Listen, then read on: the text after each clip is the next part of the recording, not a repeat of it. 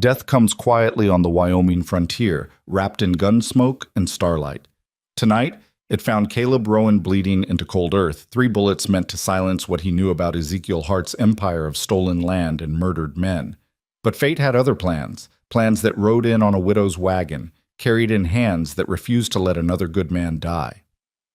This is the story of how Nora Bell saved more than a life that night. She saved 2 souls who'd forgotten how to hope. Stay with me until the end and comment what city you're watching from. I want to see how far this story travels. The high desert of Wyoming Territory held its breath under a canopy of stars so bright they seemed close enough to touch. It was the kind of night that made a man feel small, insignificant against the vast indifference of creation. For Caleb Rowan, lying face down in the dirt with blood pooling beneath him, that insignificance felt like a mercy. At least when he died, the universe wouldn't notice. At least the pain would stop. He'd been riding hard for 2 days straight, pushing his mare beyond what was fair, beyond what was safe. The saddlebags carried everything that mattered now. Ledgers, letters, sworn statements from ranch hands too afraid to speak aloud but brave enough to put pen to paper. Evidence.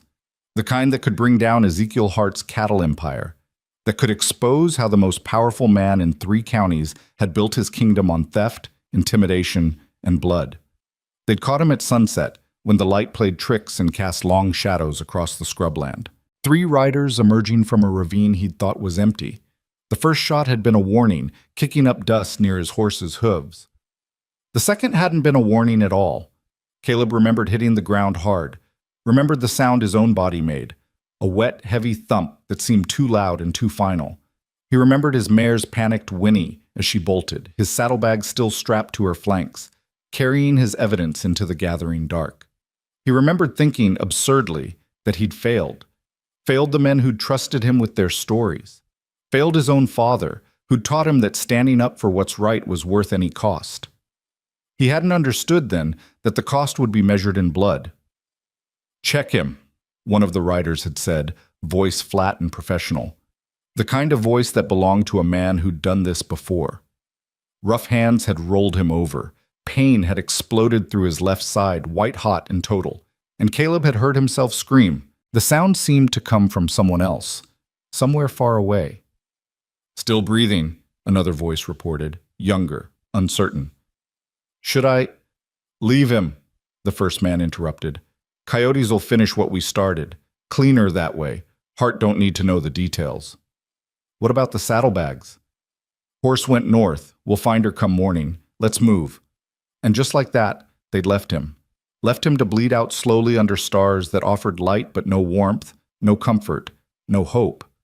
Left him to understand in crystalline detail exactly how alone a man could be at the end of everything. Caleb had no idea how long he lay there.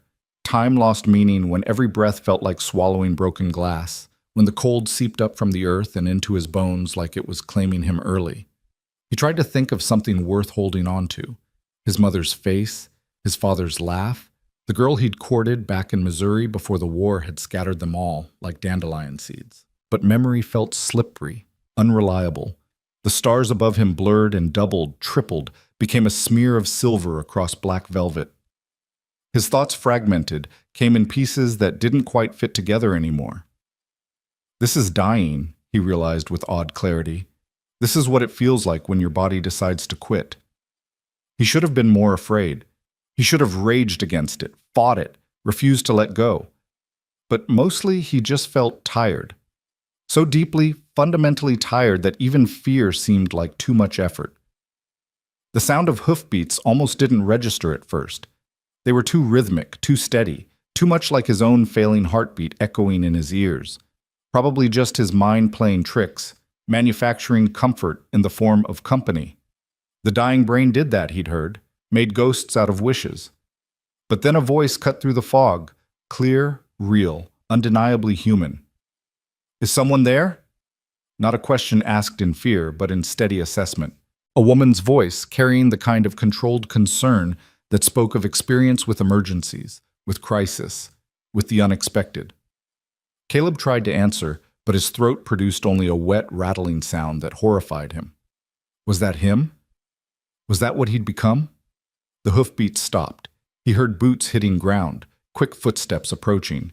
Then suddenly there was a figure above him, blocking out the stars, and lamplight flooded his vision, warm, golden, impossibly bright after so much darkness.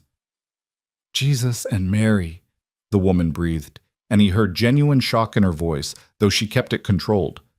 What happened to you? She dropped to her knees beside him, and through vision that swam and wavered, Caleb saw her face. Sharp features softened by lamplight, dark hair pulled back in a practical braid, green eyes that assessed his wounds with the kind of quick, methodical attention that suggested medical knowledge. She couldn't have been more than 30, weathered by sun and circumstance, but not hardened by it. Her hands moved over him, checking the wound in his side, pressing gently against his ribs, testing for other injuries. Her touch was firm, practiced, nothing tentative about it. When her fingers found the bullet hole, he gasped, and those green eyes snapped to his face. "You're shot," she said, which seemed like stating the obvious, except that her tone carried no judgment, only confirmation of what she needed to know. "Recently. Still bleeding. Who did this?"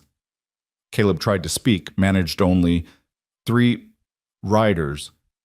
They still around?" "Gone." The word cost him more breath than he had to spare. She nodded once, decision made. "All right, listen to me. My name is Nora Bell, and I'm not leaving you here to die. But you need to help me help you. Can you move at all?" Could he? Caleb honestly didn't know. He tried shifting his weight and immediately regretted it as pain lanced through him, so sharp and consuming he nearly vomited. "Steady," Nora said, one hand on his shoulder, holding him still. "Don't thrash. You'll make it worse." She sat back on her heels, thinking, her jaw set in determination. "My wagon's 50 yards back. I'm going to get you to it. This is going to hurt like hell, but if you want to live, you'll endure it. Understood?" He managed a nod. "Good." She stood, moved behind him, and slid her arms under his shoulders. "On 3. 1?" She didn't wait for 3. With a strength that seemed impossible for her frame, Nora hauled him upright. Caleb's scream tore through the night, raw and animal. His vision went white, then black at the edges, consciousness threatening to flee entirely. Only her voice kept him tethered. "Stay with me! Don't you dare pass out yet! We're not done!" She half-carried, half-dragged him across ground that seemed to pitch and heave like ocean waves. Every step jolted his wound, sent fresh blood soaking through his shirt, warm and wet and wrong. He could hear himself making sounds, whimpers, gasps, broken attempts at breathing, and some distant part of him was ashamed. But mostly, he just tried to stay conscious, tried to keep putting one foot in front of the other, tried to trust that this woman knew what she was doing. The wagon materialized out of darkness like salvation.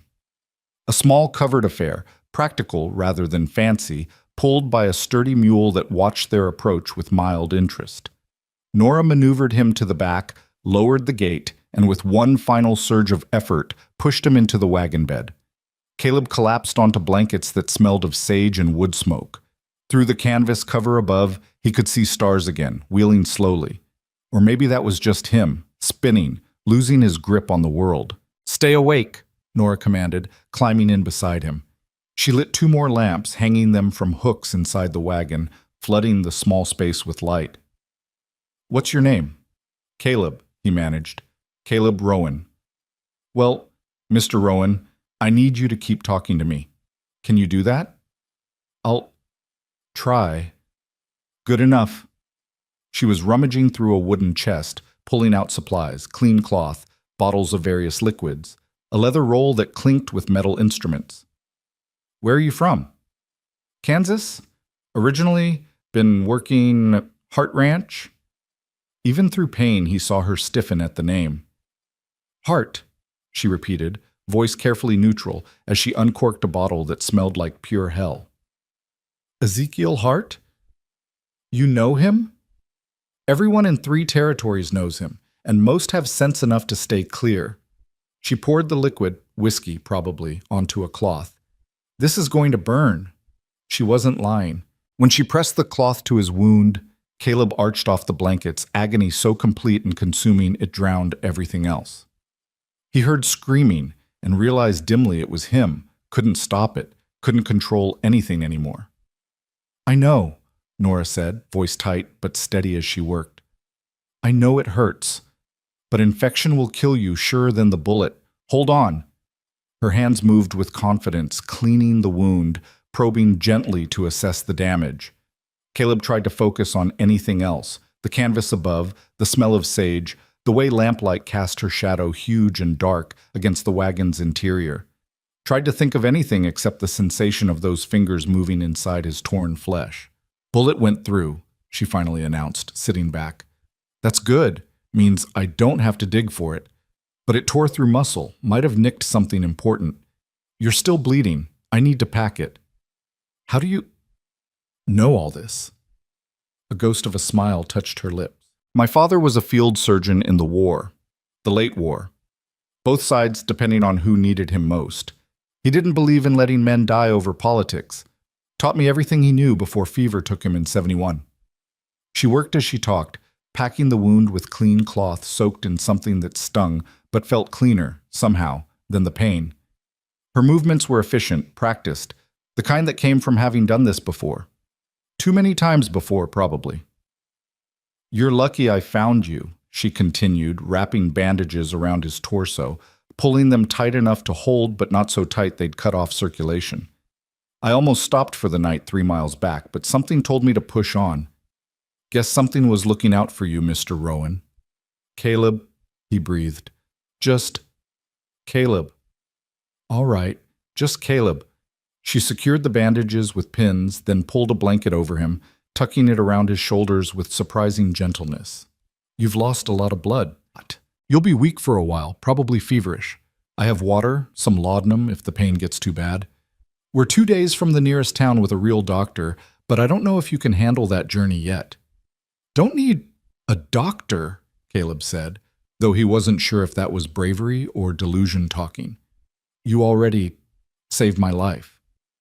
Saved it for now, Nora corrected, settling back against the wagon's side, watching him with those assessing green eyes. Whether it stays saved depends on you, on your strength, your will. I can keep you breathing, but I can't make you fight to stay alive. That part's on you. Why? The question slipped out before he could stop it. Why help me? You don't know me. Something shifted in her expression, a shadow passing behind her eyes, old grief surfacing briefly before she pushed it down. Let's just say I know what it's like to watch someone bleed out helpless. Swore I'd never do that again if I had choice. She pulled her knees up, wrapped her arms around them. So I choose to help. It's that simple. It wasn't simple, Caleb knew. Nothing was ever simple out here, where survival came down to hard choices and calculated risks. Helping a stranger, especially one involved with Ezekiel Hart, was dangerous. But he was too tired, too hurt, to argue the point. Instead, he just whispered, "Thank you." Nora nodded once, accepting his gratitude without deflecting it. "Get some rest if you can. I'll keep watch. Make sure your friends don't come back." "They're not my friends." I gathered. She reached over, adjusted his blanket. "Sleep, Caleb Rowan. We'll talk more when you're stronger." But as exhaustion pulled him under, Caleb found himself fighting it, afraid that if he closed his eyes, he'd never open them again. The fear must have shown on his face because Nora's expression softened. "I'll be right here," she said quietly. "You're not dying on my watch. That's a promise." And somehow, impossibly, he believed her. This stranger with gentle hands and iron determination, this woman who'd appeared out of nowhere like an answer to a prayer he hadn't known he was praying. He let his eyes close, let the darkness take him, trusting that she'd be there when he woke. If he woke. The fever came on the second day. Caleb woke, if waking was even the right word for it, to a world made of fire and ice, heat and chills chasing each other through his body in waves. The wagon lurched and swayed beneath him, each movement sending fresh agony through his side. He could hear Nora up front, talking softly to the mule, coaxing it along. "Easy, Tobacco.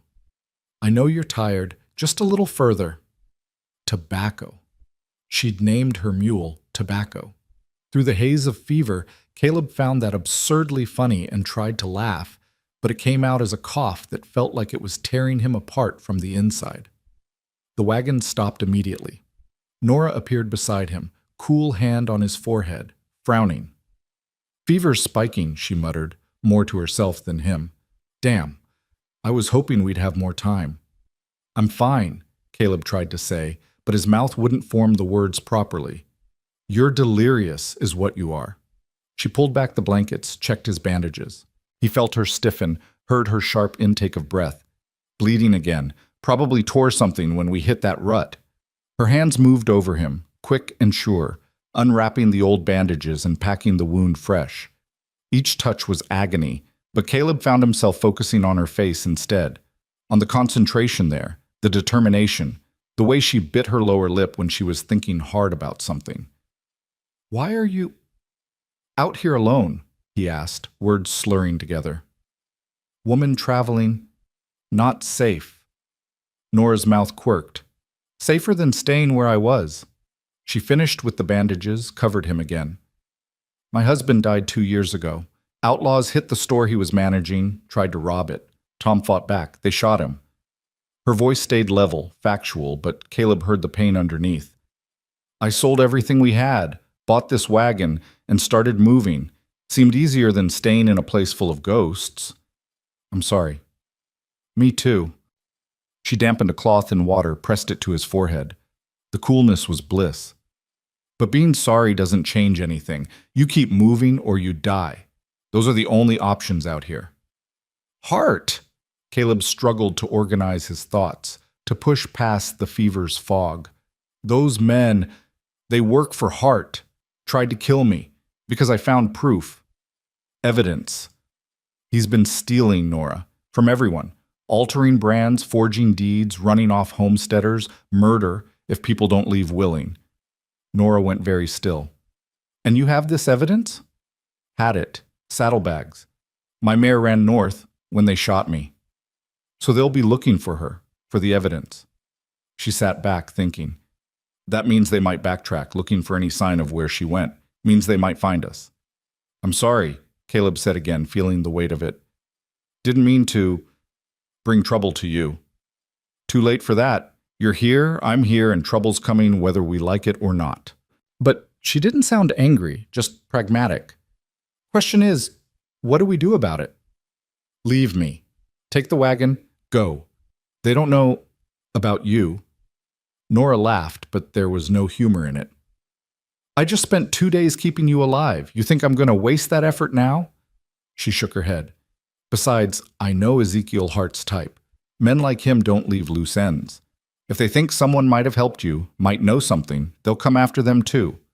Leaving you won't keep me safe. It'll just mean you die for nothing." "So what then?" "We keep moving. Get you strong enough to travel properly. Find somewhere we can hole up, wait for you to heal, and then—" She met his eyes, something fierce in her gaze. "Then we figure out how to finish what you started, how to bring Hart down." "That's insane." "Probably. But so is everything else about this situation." She stood, moved back to the front of the wagon. "Rest now. We'll make camp in a few hours, somewhere with water. You need to drink more. Keep your strength up." As the wagon lurched into motion again, Caleb found himself studying her back, the set of her shoulders, the way she held the reins, the rifle propped against the seat beside her, always within reach. This woman who'd saved him, who was choosing to stand with him even knowing the danger, who seemed utterly fearless in the face of what was coming. Nora Bell was either the bravest person he'd ever met, or the craziest. Probably both. The fever broke on the 4th day, leaving Caleb weak as a kitten but clear-headed for the first time since he'd been shot. He woke to find himself still in the wagon, but stationary now, and through the open back he could see morning light painting everything gold. Nora sat outside by a small fire, cooking something that smelled unexpectedly good. When she noticed him stirring, she looked up, relief clear on her face. "Welcome back to the land of the living." Caleb pushed himself up on one elbow, slow and careful. His side still hurt, but it was manageable pain now, the kind that said healing rather than dying. "How long?" 4 days since I found you. Fever had you for 2 of them. You were saying some interesting things." A slight smile played at her lips. "Something about your father's horses, a girl named Charlotte, and how Hart's accountant kept 2 sets of books." Charlotte, Caleb repeated, memory surfacing. Girl I knew before the war. She married someone else while I was gone. Probably for the best. And Hart's accountant? Man named Foster. Weasel of a human, but meticulous with records. He kept true accounts hidden in his room at the boarding house. I found them while he was away on business. Caleb eased himself into a sitting position, wincing.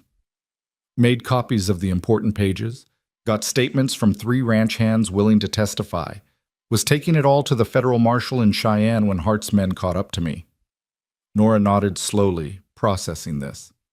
So they'll search for your horse, find the evidence, and destroy it. Any copies? 1 set. Hidden at the ranch. But if they suspect I made copies, he shook his head. They'll tear the place apart. Find them eventually. Then we need to get there first. Get those copies before they do. That's... Caleb stopped, stared at her. You can't be serious. Hart's ranch is crawling with his men. It would be suicide. Then we'll be clever about it. She stood, brought him a tin cup of coffee and a plate with bacon and hardtack. Eat. You need your strength back. We'll figure out the details once you can walk without falling over. The coffee was strong enough to strip paint, and the bacon was slightly burned, but to Caleb it tasted like the finest meal he'd ever had. As he ate, he watched Nora break camp, methodical, efficient, nothing wasted in her movements. She'd done this many times before, he realized. Lived out of this wagon, traveled alone, made camp in hostile territory with the ease of long practice. Why? He asked finally. Why risk yourself for this? You could head west, leave Wyoming behind, start fresh somewhere Hart's reach doesn't extend. Nora paused in rolling up her bedroll, considering the question. When she spoke, her voice was quiet but certain. Because Tom died trying to stand up to men like Hart. Died protecting something that mattered to someone else. I wasn't there. Couldn't help him. Couldn't save him. She looked at Caleb, something fierce and hurt in her eyes. But I'm here now, and maybe I can't bring my husband back, but I can help you finish what you started. Can help make sure men like Hart don't just win. Don't get away with it. That's not justice, Caleb said softly.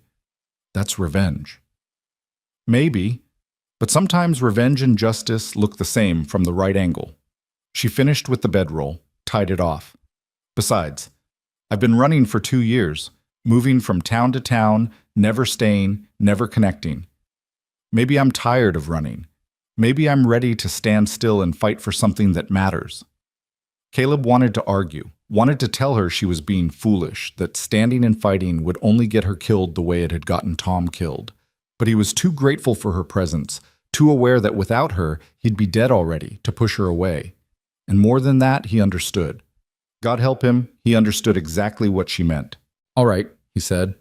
We'll do it together. But carefully. Smart. Smart, Nora agreed. Can you ride yet? He took stock of himself. The weakness in his limbs, the tight pull of healing flesh around the wound, the deep exhaustion that still sat on him like weight. Not yet. Few more days, maybe. Then we take a few more days. There's a creek a mile north, good cover. We'll camp there, let you heal proper. She helped him ease back down onto the blankets. Sleep more if you can. Healing takes time. As consciousness slipped away again, Caleb found himself thinking that maybe, just maybe, getting shot was the luckiest thing that had ever happened to him. Not because of the bullet, but because of who'd found him bleeding under those stars. Because of the stubborn, fierce, impossible woman who'd decided he was worth saving. And somewhere in the dark, he started to believe that maybe, despite everything, he actually was. The creek Nora had mentioned turned out to be more than just good water. It was a natural fortress. Cottonwoods grew thick along the banks, their branches creating a canopy that filtered the harsh Wyoming sun into dappled patches of light and shadow. The water ran clear and cold over smooth stones, and the banks were soft with moss and grass that hadn't been trampled by cattle or horses. It was the kind of place that felt secret, hidden, like the world had forgotten it existed. Nora made camp with the same quiet efficiency she brought to everything, positioning the wagon where trees would screen it from casual view while still allowing a clear line of sight to anyone approaching from the east. She unhitched Tobacco, let him drink and graze, then set about creating a fire pit that would disperse smoke through the tree cover rather than sending up a telltale column. Every choice was deliberate, defensive, the work of someone who'd learned that survival meant thinking 3 steps ahead. Caleb watched from the wagon, still too weak to help much, but determined to at least stay conscious and aware. His body was healing. He could feel it in the way the pain had shifted from sharp and immediate to a dull, constant ache that was almost bearable. But healing took time, and time felt like a luxury they couldn't afford. "You should sleep more," Nora said without looking up from where she was filleting a fish she'd somehow caught in the 20 minutes since they'd arrived. "Your body needs rest to repair itself." "I've been sleeping for days. Feel like I should be doing something useful." "You are doing something useful. You're healing. That's your job right now." She glanced over her shoulder, one eyebrow raised. "Unless you think you can ride hard, shoot straight, and outrun Hart's men in your current condition?" Caleb had to concede the point. "How'd you catch that fish so fast?" A small smile touched her lips. "My father taught me. Said soldiers moved too much, made too much noise, scared the fish away. You have to be patient. Still. Let them forget you're there." She went back to her work, hands moving with practiced skill. "Most things worth having require patience," he used to say. "Good advice for fishing, good advice for life." Sounds like he was a wise man. He was, stubborn as a mule, drank too much whiskey, and had opinions about everything under the sun, but he was wise when it counted. Her voice carried that particular warmth reserved for good memories of the dead. "Mama died when I was 12, cholera. After that, it was just me and him. He taught me everything, how to hunt, fish, track, shoot, doctor wounds, read the weather, navigate by stars. Said I needed to know how to take care of myself because the world didn't give a damn about helpless women. You're far from helpless." That was his intention. She set the cleaned fish aside, wiped her hands on a cloth. "Tom used to joke that my father had been training me for a war that never came. Turns out he was just training me for life out here, for surviving men like Hart and the violence they bring." Caleb heard something beneath her words, some old anger or grief that she kept carefully controlled. "You loved him. Your husband." "I did. Still do, in the way you love ghosts." Nora stood, moved to the fire, added wood in a way that kept the flames low and relatively smokeless. "Tom was good, kind. He saw the best in people, believed in second chances, thought everyone deserved dignity and respect. Got him killed in the end, that belief. But I wouldn't want him to have been different. The world needs people like Tom, even if it destroys them for it. And people like us." She looked at him then, really looked, green eyes steady and unflinching. "People like us survive so we can remember people like Tom. So their goodness doesn't just disappear like it never mattered." She placed the fish on a flat stone near the fire, let it start to cook. "That's what I tell myself anyway. Helps make sense of why I'm still here when he's not." They fell into comfortable silence after that, the kind that didn't need filling with pointless words. Caleb drifted in and out of awareness, lulled by the sound of running water and crackling fire, by the smell of cooking fish and pine sap. When Nora brought him food and more coffee, he ate slowly, savoring each bite, feeling strength return to his body in small increments. "Tell me about Hart," Nora said, settling cross-legged by the fire with her own plate. "How'd you end up working for him?" Caleb gathered his thoughts, trying to organize 2 years of mistakes and discoveries into something coherent. "I came west after the war, like a lot of men. Couldn't go back to Kansas, family farm was gone, sold for taxes while I was away. Heard there was work in Wyoming, land for the taking if you were willing to fight for it. Hart was hiring experienced hands, paying decent wages. Seemed like a good opportunity." "When did you realize it wasn't?" "Gradually. Little things at first. Cattle with altered brands. Homesteaders leaving suddenly, selling their claims for pennies on the dollar. Men asking questions one day, gone the next. I figured it was just the rough nature of territory life, that maybe I was seeing shadows where there weren't any." He paused, remembering. "Then about 6 months ago, Hart brought in a new accountant, Foster. Nervous little man, always sweating, couldn't look you in the eye. One night I was coming back from town late, saw lights in Foster's room at the boarding house when he was supposed to be away. Went to investigate. Thought maybe someone was robbing him. But it was Hart. And 3 of his top men. They were going through Foster's books, arguing about numbers. I listened from outside the window, heard enough to understand that Foster kept two sets of records, one for show, one that tracked what Hart was really doing. Heard them discussing a family up north, the Mitchells, how they'd refused to sell and needed to be convinced. Found out later their barn burned down. They sold the next week and left Wyoming entirely. Nora's expression had gone hard. So you decided to do something about it. I decided to stop being a coward. Spent the next months carefully gathering evidence, copying pages when I could, talking quietly to men I trusted. Got 3 to agree to testify if I could get the evidence to a federal marshal. Hart has the local law in his pocket, but federal authority? That he can't buy so easily. Caleb set his empty plate aside. Was writing for Cheyenne when they caught me. Should have known they were watching. Should have been more careful. Can't change what happened, can only deal with what comes next. She stood, collected their dishes, moved to the creek to wash them. Your mare. What'd she look like? Bay. White star on her forehead, 2 white socks. Good horse. Smart. If she's still alive, she'd head for water, probably try to find her way back to familiar territory. Which means back toward Hart's ranch. Most likely. Nora was quiet for a moment, scrubbing plates with sand from the creek bed. So, we have 2 problems. 1, we need to get the hidden copies from Hart's ranch before his men find them. 2, we need to find your horse and recover the evidence in those saddlebags, assuming Hart's men haven't found her first. That's a generous interpretation of our situation. I'd say we have about a dozen problems, starting with the fact that I can barely stand without passing out, and ending with the fact that we're 2 people against what amounts to a small army. Then we'll be smart about it. Use what advantages we have. Which are? She smiled, and there was something almost predatory in it. They think you're dead. That's advantage 1. They don't know I exist. That's advantage 2. And Hart's arrogance, his absolute certainty that he's untouchable, that's advantage 3. Arrogant men make mistakes. We just need to be patient enough to wait for them. Caleb found himself smiling back despite everything. You know, when I was bleeding out under those stars, I thought my life was over. Now I'm starting to think it might actually just be beginning. Don't get poetic on me, Rowan. You're still healing.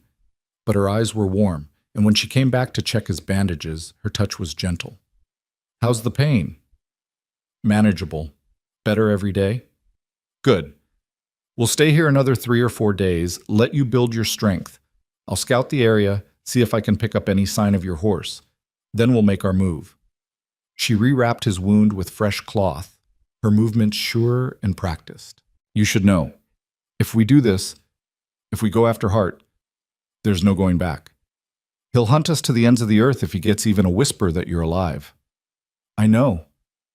And you're willing to take that risk? To put both our lives on the line for this? Caleb met her eyes, saw the question beneath the question. She was giving him an out, a chance to say no, to choose safety over justice. Part of him wanted to take it, wanted to tell her they should just run, disappear, build a life somewhere Hart's shadow couldn't reach. But he thought about the families Hart had destroyed, the men who'd died standing up to him, the evidence he'd risked everything to gather. Thought about his own father, who taught him that some things mattered more than personal safety. Thought about Tom, Nora's husband, who died defending a principle. I'm willing, he said simply. Are you? Nora nodded once, decisive. I am. So we're doing this, together. Together, Caleb agreed, and felt the weight of that promise settle around them like a pact sealed in something more binding than words. That night, as the fire burned down to embers and stars emerged overhead, Caleb lay awake thinking about fate and chance, about bullets that should have killed him, and women who appeared out of nowhere like answers to prayers. He thought about Nora sleeping nearby, her rifle within reach, always vigilant even in rest. This stranger who'd become something more. Partner, ally, friend. Maybe more than friend, though that was dangerous territory to explore when death still felt closer than tomorrow. He dozed eventually, woke to find pale pre-dawn light filtering through the cottonwoods and Nora already up, boiling coffee over a rekindled fire. She looked over when she heard him stirring. Morning, how do you feel? Caleb took inventory. The pain in his side had diminished to a persistent ache, and his head felt clearer than it had since the shooting. Better, Stronger. Good. Think you can walk a bit today? Short distances, nothing strenuous? I can try. We'll try after breakfast. Need to keep your muscles from atrophying completely. She poured coffee, brought it to him along with hardtack softened in bacon grease. I'm going to scout south this morning, see if I can pick up your horse's trail. You'll stay here, rest, maybe practice walking around camp. Don't push yourself too hard.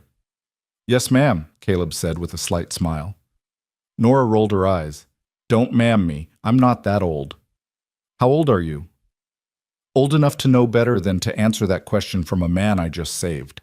But she was smiling as she said it, and Caleb felt something warm unfurl in his chest at the sight. After breakfast, Nora saddled Tobacco, apparently the mule was perfectly capable of being ridden despite his name and disposition, and headed south, leaving Caleb with instructions to stay close to camp, keep the rifle handy, and for God's sake don't tear his stitches. Alone for the first time in days, Caleb found himself acutely aware of how vulnerable he still was. He managed to stand using the wagon wheel for support and took a few experimental steps. His legs shook with the effort, and his side pulled painfully, but he stayed upright. Progress.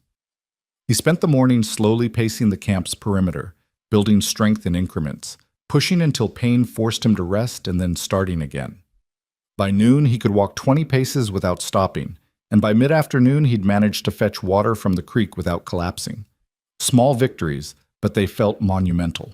Nora returned as the sun was angling toward evening, Tobacco plodding along with the resignation of a mule who'd been working all day. She dismounted stiffly, her face unreadable. Any luck? Caleb asked. Maybe. Found tracks about 3 miles south, unshod horse moving erratically like it was riderless. Could be your mare, could be a Mustang. Hard to say. She unsaddled Tobacco, rubbed him down with practiced efficiency. But I found something else, too. Riders. 3 of them, moving in a search pattern. They're looking for something. Me. Or the horse. Most likely both. She came to sit beside him, accepted the cup of coffee he'd managed to prepare. They're being methodical about it, which means they haven't found what they're looking for yet. That's good for us. But it also means we're running out of time. How long do you think we have? A week at most before they expand their search radius and potentially find this camp. Maybe less if we're unlucky. She sipped her coffee, thinking, You're healing fast, but not fast enough. We need to make a decision. What kind of decision? Whether we wait for you to fully recover or whether we move while we still have the advantage of surprise. Nora looked at him, weighing him with those sharp green eyes. I won't lie, moving now is risky. You're not strong enough for a hard ride, and if we have to run or fight, you'll be a liability. But staying here much longer means they might find us, and then we lose every advantage we have. Caleb considered this, hating that she was right. What do you think we should do? I think we should make for Hart's Ranch, not the main house. That's suicide. But there are line shacks, outbuildings, places where ranch hands stay. If your copies are hidden somewhere on the property, we need to recover them before Hart's men do, and we need to do it soon. That's bold, walking right into the lion's den. Bold or stupid, sometimes there's not much difference. She finished her coffee, set the cup aside. But I've been thinking about what you said, about how they think you're dead. That's our advantage. Dead men don't come back for revenge. Dead men don't recover evidence. They'll be looking for your horse, for the saddlebags, but they won't be expecting you to show up at the ranch. Unless someone sees me, recognizes me, then we make sure no one does. I'll go in. I can ask for work, say I'm a widow looking for honest wages. Ranches always need cooks, laundresses, people willing to do the jobs no one else wants. I get close, find where your copies are hidden, recover them, and get out. Absolutely not. That's too dangerous. More dangerous than what we're already doing? Nora shook her head. Caleb, this is the smart play. You're in no condition to sneak around Hart's Ranch, and having both of us go in doubles the chance of being caught. One person, asking for honest work, arousing no suspicion, that could work. And if they connect you to me somehow, if they found my horse, if they're looking for anyone who might have helped me, then I'll be very convincing in my ignorance. She stood, moved to check on something in the wagon, but he could see the tension in her shoulders. I'm not naive, Caleb. I know the risks, but I also know that sitting here waiting isn't going to get us anywhere. We need those copies. Without them, everything you've done, everything you've risked, it all means nothing." She was right, and he hated it. Hated the idea of sending her into danger while he stayed behind, too weak to help. Hated feeling useless, dependent, like dead weight. "There has to be another way," he said quietly. "If you think of one, I'm listening." When he didn't answer, she sighed. "Look, I'll be careful. I'll watch, listen, gather information first. If it seems too dangerous, if there's any sign they suspect something, I'll back off. But we need to at least try." Caleb wanted to argue more, wanted to forbid her from going, but he had no right to forbid her anything. She'd saved his life, sheltered him, chosen to stand with him of her own free will. She wasn't his to protect or control. She was her own person, making her own choices. "All right," he finally said, "but we do it smart. We plan every detail, every contingency, and you promise me, the first sign of trouble, you get out. The evidence isn't worth your life." "Nothing's worth a life. That's not how you measure these things." But she nodded. "I promise. Careful and smart. That's how we'll play it." They spent the rest of the evening planning, talking through every detail they could think of. What Nora would say, what story she'd tell, how she'd explain showing up alone looking for work. Where Caleb's copies might be hidden, he thought the tack room in the south barn, behind a loose board in the back wall. How long Nora should wait before aborting if she couldn't get access. What signals they'd use if things went wrong. As the night deepened and the fire burned low, their conversation drifted to other things. Nora told him about her childhood, about growing up following her father from battlefield to battlefield, learning medicine from watching him work. Caleb told her about Kansas, about the farm he'd loved and lost, about the war and what it had taken from him. "Do you ever think about what comes after?" Nora asked eventually, her voice soft in the darkness. "After Hart? After all this is done? Do you think about what kind of life you'd want?" "I try not to," Caleb admitted. "Seems like tempting fate. Like if I let myself imagine a future, something will take it away." "That's a lonely way to live," says the woman who's been traveling alone for 2 years. She laughed quietly.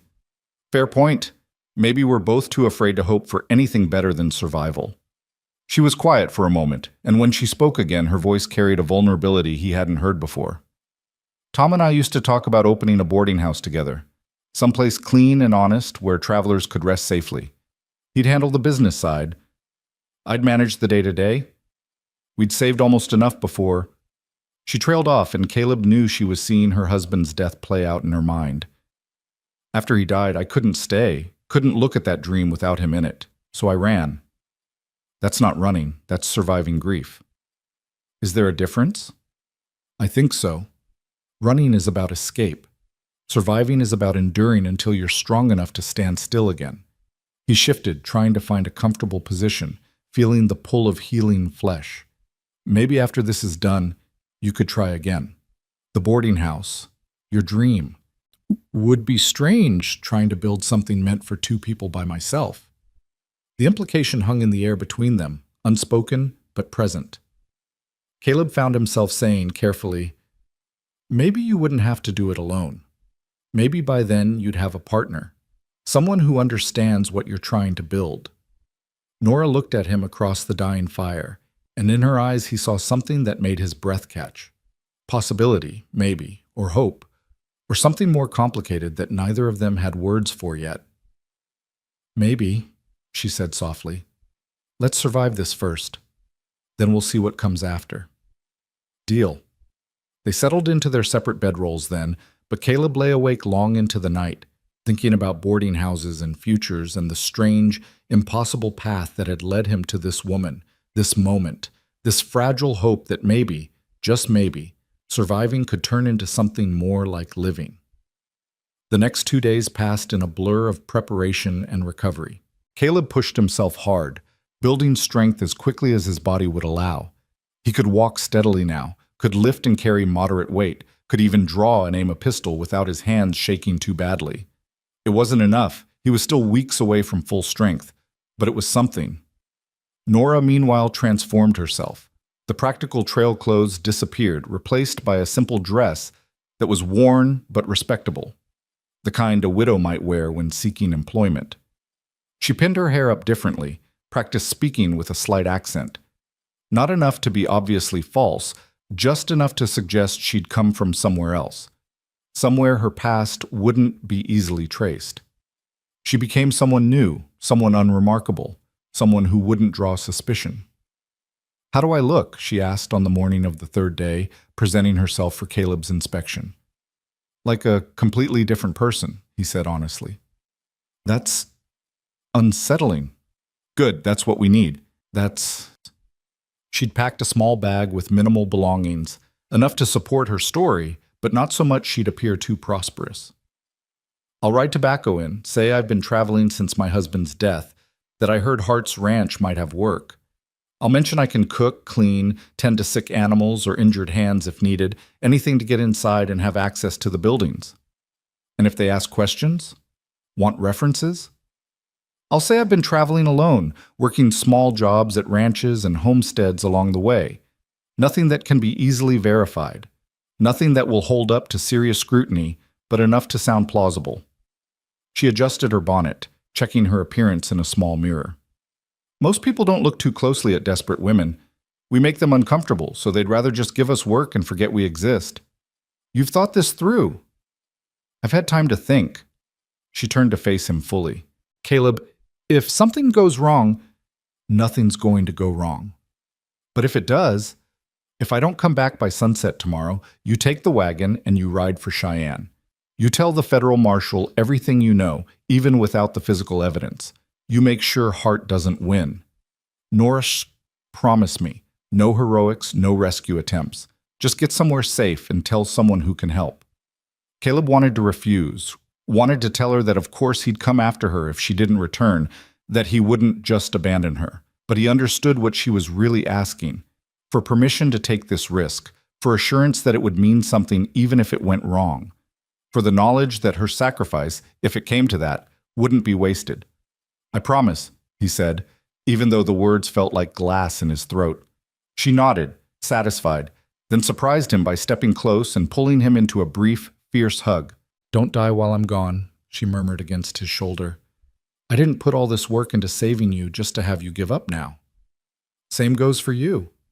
When she pulled back, her eyes were bright with something that might have been tears or might have been fierce determination. Then she smiled just a little, and the moment broke. "I'll see you tomorrow, Rowan. Keep that coffee hot." She mounted tobacco, adjusted her bag, and without looking back, rode out of camp heading south toward Hart's Ranch and whatever waited there. Caleb watched until she disappeared between the cottonwoods, then stood there longer still, fighting the urge to saddle up and follow, to not let her face this danger alone. But he'd made a promise.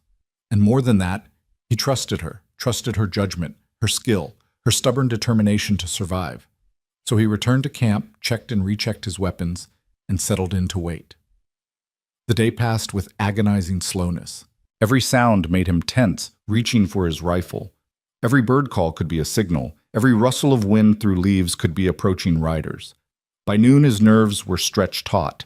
By evening, he was pacing the camp's perimeter, unable to settle, unable to think about anything except Nora riding into danger while he sat useless. Night fell, and still no sign of her return. That was expected. She'd said she'd be gone overnight at least, that she'd need time to establish herself, gain access, find the evidence. But knowing that didn't make the waiting easier. Caleb built up the fire more than was probably wise, needing the light, needing something to focus on besides his own spiraling worry. He tried to sleep and couldn't, tried to eat and found he had no appetite. Just waited, listened, hoped. Morning came cold and gray, promising rain. Still no Nora. Caleb forced himself to make coffee, to go through the motions of normalcy even though everything felt wrong. She had until sunset. He'd promised to give her until sunset. He was checking the loads in his pistol for the third time when he heard it, hoofbeats, coming fast from the south. Too fast. The urgent rhythm of someone running from danger rather than traveling toward safety. Caleb grabbed his rifle, positioned himself behind a thick cottonwood with a clear view of the approach. His side protested the sudden movement, pain flaring, but he ignored it. Whatever was coming, he'd face it armed and ready. The rider burst into view between the trees, and relief flooded through him so intensely it made him dizzy. Nora, alive, pushing Tobacco harder than Caleb had ever seen the old mule move. But as she came closer, he saw her face, pale, frightened, urgency in every line of her body. She pulled up hard when she saw him, nearly fell off Tobacco in her haste to dismount. "We need to move. Now. Right now." "What happened?" "They know," she gasped, already grabbing supplies from the wagon, throwing them haphazardly into bags. "They know you're alive. They found your mare this morning, saddlebags still intact. Hart's putting the pieces together. He's sending men out to search every line shack, every camp, every place someone might hide a wounded man." Ice flooded Caleb's veins. "Did they see you?" "I don't think so. I was in the kitchen when Hart came through giving orders. I slipped out the back while they were organizing search parties. But Caleb—" She stopped, looked at him with eyes that held both fear and something fiercer. "They're coming here. Hart said to check along every creek within 20 miles. It's only a matter of time." He understood immediately. Their safe haven had just become a trap. "How long do we have?" "Hours at most, maybe less." She'd finished packing, was already hitching Tobacco back to the wagon despite the mule's exhausted condition. "We need to move north, get into rougher country where the wagon will be harder to track." "I'm sorry. I'm so sorry. I thought I was being careful." "Hey." Caleb crossed to her, took her shoulders gently, made her meet his eyes. "You got the information we needed. You got out alive. That's what matters." "I didn't get the copies, couldn't access the tack room without being seen." This was all for nothing. "It wasn't for nothing. We know they have the saddlebags. We know what Hart's doing. That's valuable." He released her, moved to help break camp despite his body's protests. "And we're both alive to fight another day. That counts for something." They worked in synchronized urgency, dismantling camp in minutes, loading everything that mattered and abandoning the rest. Caleb's side screamed with every movement, but he pushed through it, driven by adrenaline and fear and desperate determination. They were just finishing when they heard it, distant but unmistakable. Voices, men calling to each other. The search parties, closer than they should have been possible, closing in with terrifying speed. Nora's eyes met Caleb's, and in that moment they both understood. Running might already be too late. "There's a draw about a mile north," she said quickly, voice low and urgent. "Narrow, rocky, wagon, might not make it, but we could hide there on foot. They'd have to come at us single file. Or we could make a stand here. Good cover, clean water, good sight lines. 2 of us against however many they're sending? Those aren't good odds." "They weren't good odds from the start." Caleb checked his rifle, found a grim sort of calm settling over him. "But at least here we control the terrain. We know every tree, every approach. That's worth something." The voices were getting closer. Nora looked torn, clearly calculating odds and options in her head. Then something in her expression shifted, hardened. "All right, we fight, but we fight smart. You take position behind the wagon. You're not healed enough for anything mobile. I'll take the trees to the east. Give us a crossfire if they're stupid enough to come straight in." "Nora, no arguments. We don't have time." She grabbed extra ammunition, her rifle, met his eyes one more time. "Whatever happens, it's been an honor traveling with you, Caleb Rowan." Likewise, Nora Bell. Then she was moving, disappearing into the cottonwoods like a ghost, leaving Caleb to take his position and wait for whatever came next. His heart pounded hard against his ribs, and his wounded side throbbed in rhythm with it, but his hands were steady on his rifle. The voices grew closer still. Then, through the trees, he saw movement, riders, at least 4 of them, spreading out as they approached the creek. They'd seen the camp, were moving to surround it. Caleb settled his rifle against his shoulder, sighted down the barrel, and waited. Beside him in the wagon, he could feel Tobacco's tension, the mule's ears swiveling nervously. From somewhere in the trees to his right, he knew Nora was doing the same, waiting, watching, ready. The first rider emerged fully into view, a hard-faced man Caleb recognized from Hart's ranch. The man's eyes swept the camp, registered the still-smoking fire, the wagon, the signs of recent habitation. His hand moved toward his pistol. "I know you're here, Rowan," the man called out. voice carrying across the small clearing. Hart wants to talk. Says if you come peaceful, no one has to get hurt. Just wants to discuss terms. From his position, Caleb could see the lie in the tension of the man's shoulders, in the way the other riders were positioning themselves. This wasn't about talking. This was about making sure Caleb never made it to Cheyenne, never testified, never brought Hart down. He stayed silent, waiting, finger resting lightly on the trigger. The rider tried again. There's 4 of us, Rowan, and however many more coming behind. You can't win this. Be smart. Come out. Still, Caleb waited. Felt the moment stretch. Felt every sense sharpen until he could hear his own heartbeat. Feel the slight breeze on his face. Smell the creek water and pine and his own fear sweat. The rider's patience broke. Fine. Have it your way. He drew his pistol, started to swing it toward the wagon. 2 rifles spoke almost simultaneously, Caleb's and Nora's. The rider jerked, dropped from his saddle. The other 3 scattered, shouting, returning fire wildly toward both positions. And just like that, the peace of the creek camp shattered into chaos, gun smoke, and the desperate arithmetic of survival. The gunfire echoed through the cottonwoods like thunder, each shot reverberating off the creek banks and multiplying until it seemed like an army was firing instead of just 6 people. Caleb ducked as bullets splintered the wagon wheel beside his head, sending wooden shards flying. His side screamed in protest at the sudden movement, but adrenaline overrode the pain, sharpening everything to crystal clarity. He tracked the second rider through his rifle sights, waiting for a clear shot as the man dove behind a fallen log. Patience. His father had taught him that rushed shots wasted ammunition and gave away position. Wait for the moment. Trust your aim. The rider shifted, exposing his shoulder for just a heartbeat. Caleb fired. The man cried out, clutching his arm, his pistol dropping into the grass. Not a kill shot, but enough to take him out of the fight. From the trees to the east, Nora's rifle cracked twice in quick succession. Caleb heard a hoarse scream, saw a third rider go down hard as his mount collapsed beneath him. The man rolled clear, scrambled for cover behind a thick cottonwood trunk, and came up firing toward where Nora was hidden. The 4th rider had better instincts than his companions. Instead of charging into the clearing like the others, he'd circled wide, using the terrain for cover, working his way toward Nora's position from an angle she might not see. Caleb tracked him through gaps in the foliage, saw the intent in how he moved. This wasn't some ranch hand playing at violence. This was someone who knew how to hunt humans. "Nora!" Caleb shouted. "4th man, flanking east." Her rifle swung toward the new threat just as the man emerged from cover, pistol already firing. Bark exploded from the tree beside her head.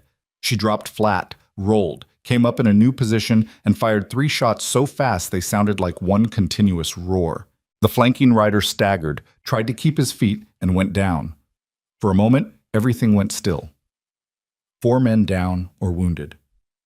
Gunsmoke drifted through the clearing like fog. Caleb's ears rang from the close-quarters shooting, making the sudden silence feel oppressive, wrong.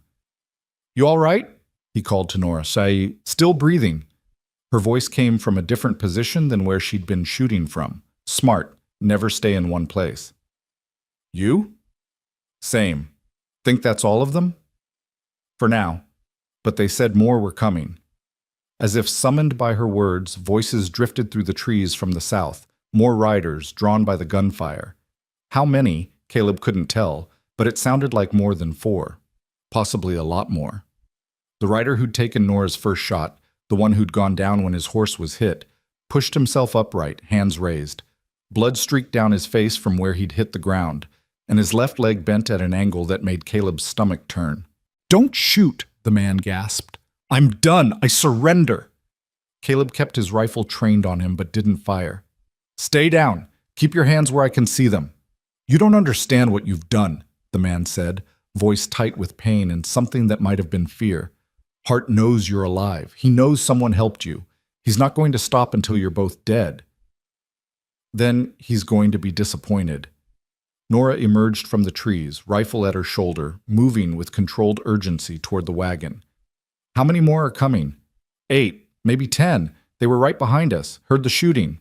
The man's eyes darted between them, calculating.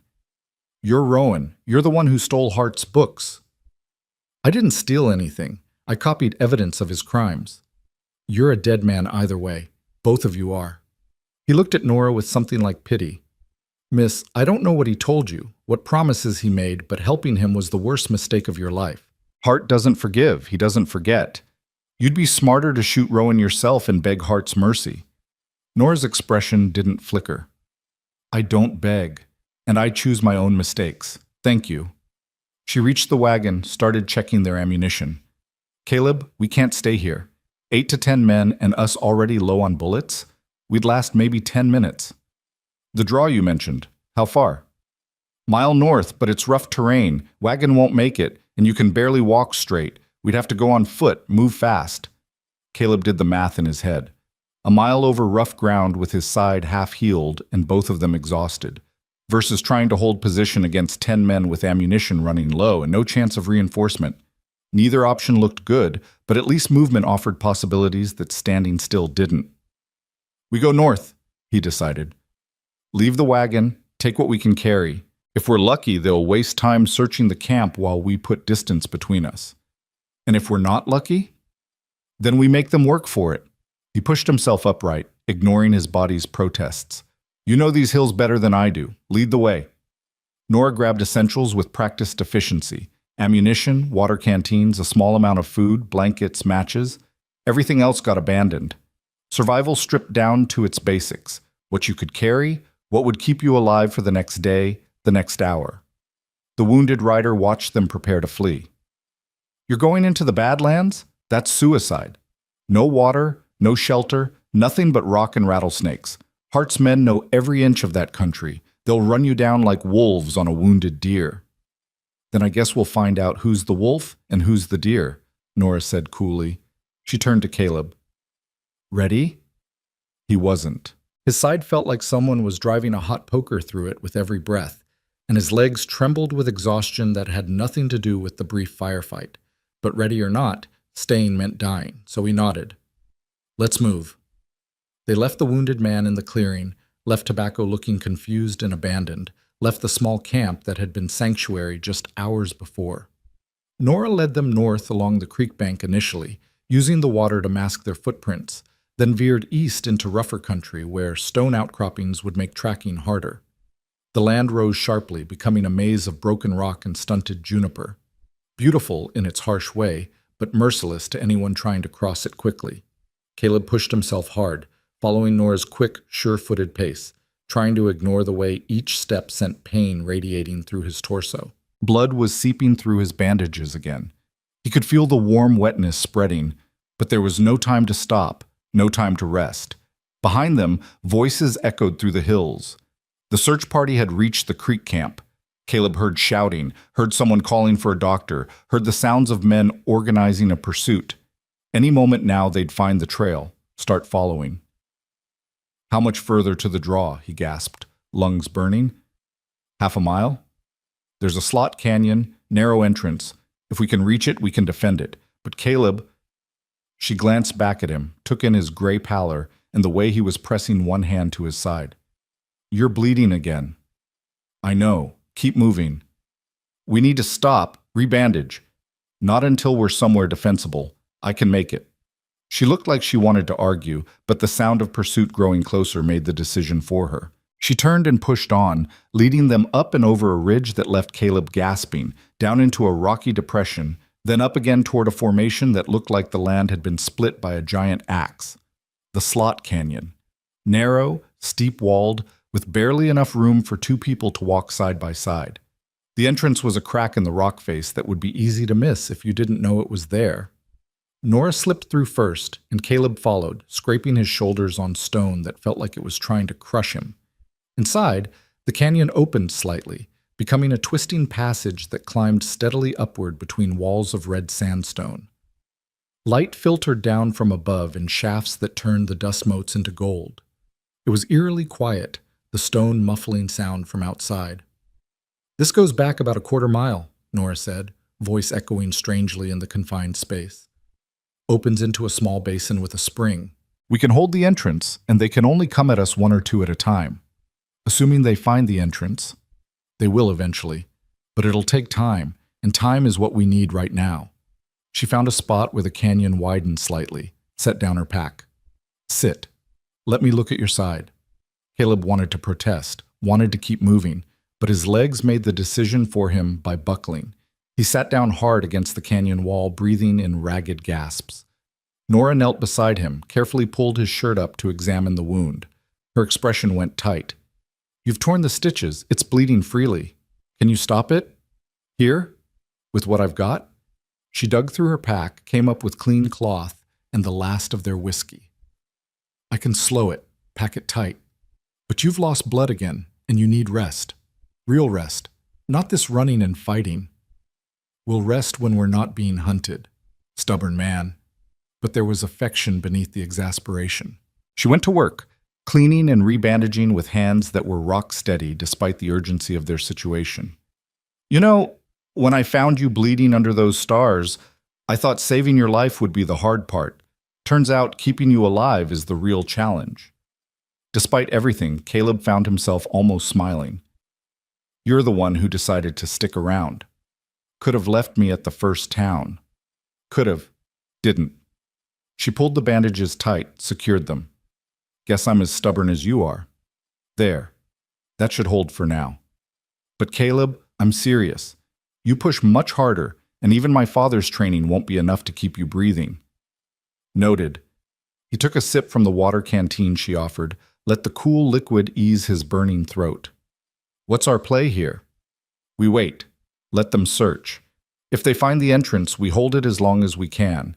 If they don't, we wait until dark and slip out, put more distance between us. And then? Then we make for Timber Creek. It's a small mining settlement about 40 miles northeast, far enough from Hart's territory that we might be able to disappear for a while. Regroup. Figure out our next move.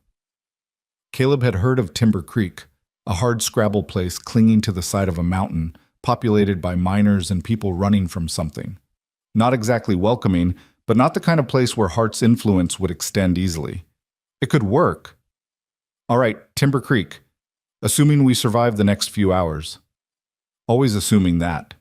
Nora settled beside him, rifle across her knees, watching the canyon entrance. Get some rest if you can. I'll keep watch. Nora, rest, Caleb. You're no good to either of us if you pass out at the wrong moment. She was right, as usual. His body was screaming for rest, for a chance to heal, for mercy it wasn't going to get any time soon. But exhaustion was pulling at him like an undertow, and fighting it seemed pointless. He let his eyes close, trusting Nora to keep them safe, trusting that maybe they'd actually survive this impossible situation. He woke to her hand on his shoulder, her finger pressed to her lips in a signal for silence.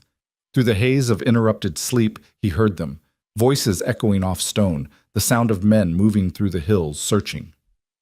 They're close, Nora whispered. Haven't found the entrance yet, but they're working this area systematically. Caleb pushed himself upright, biting back a groan at the pain in his side. Through the narrow opening of the slot canyon, he could see late afternoon light painting the rocks gold.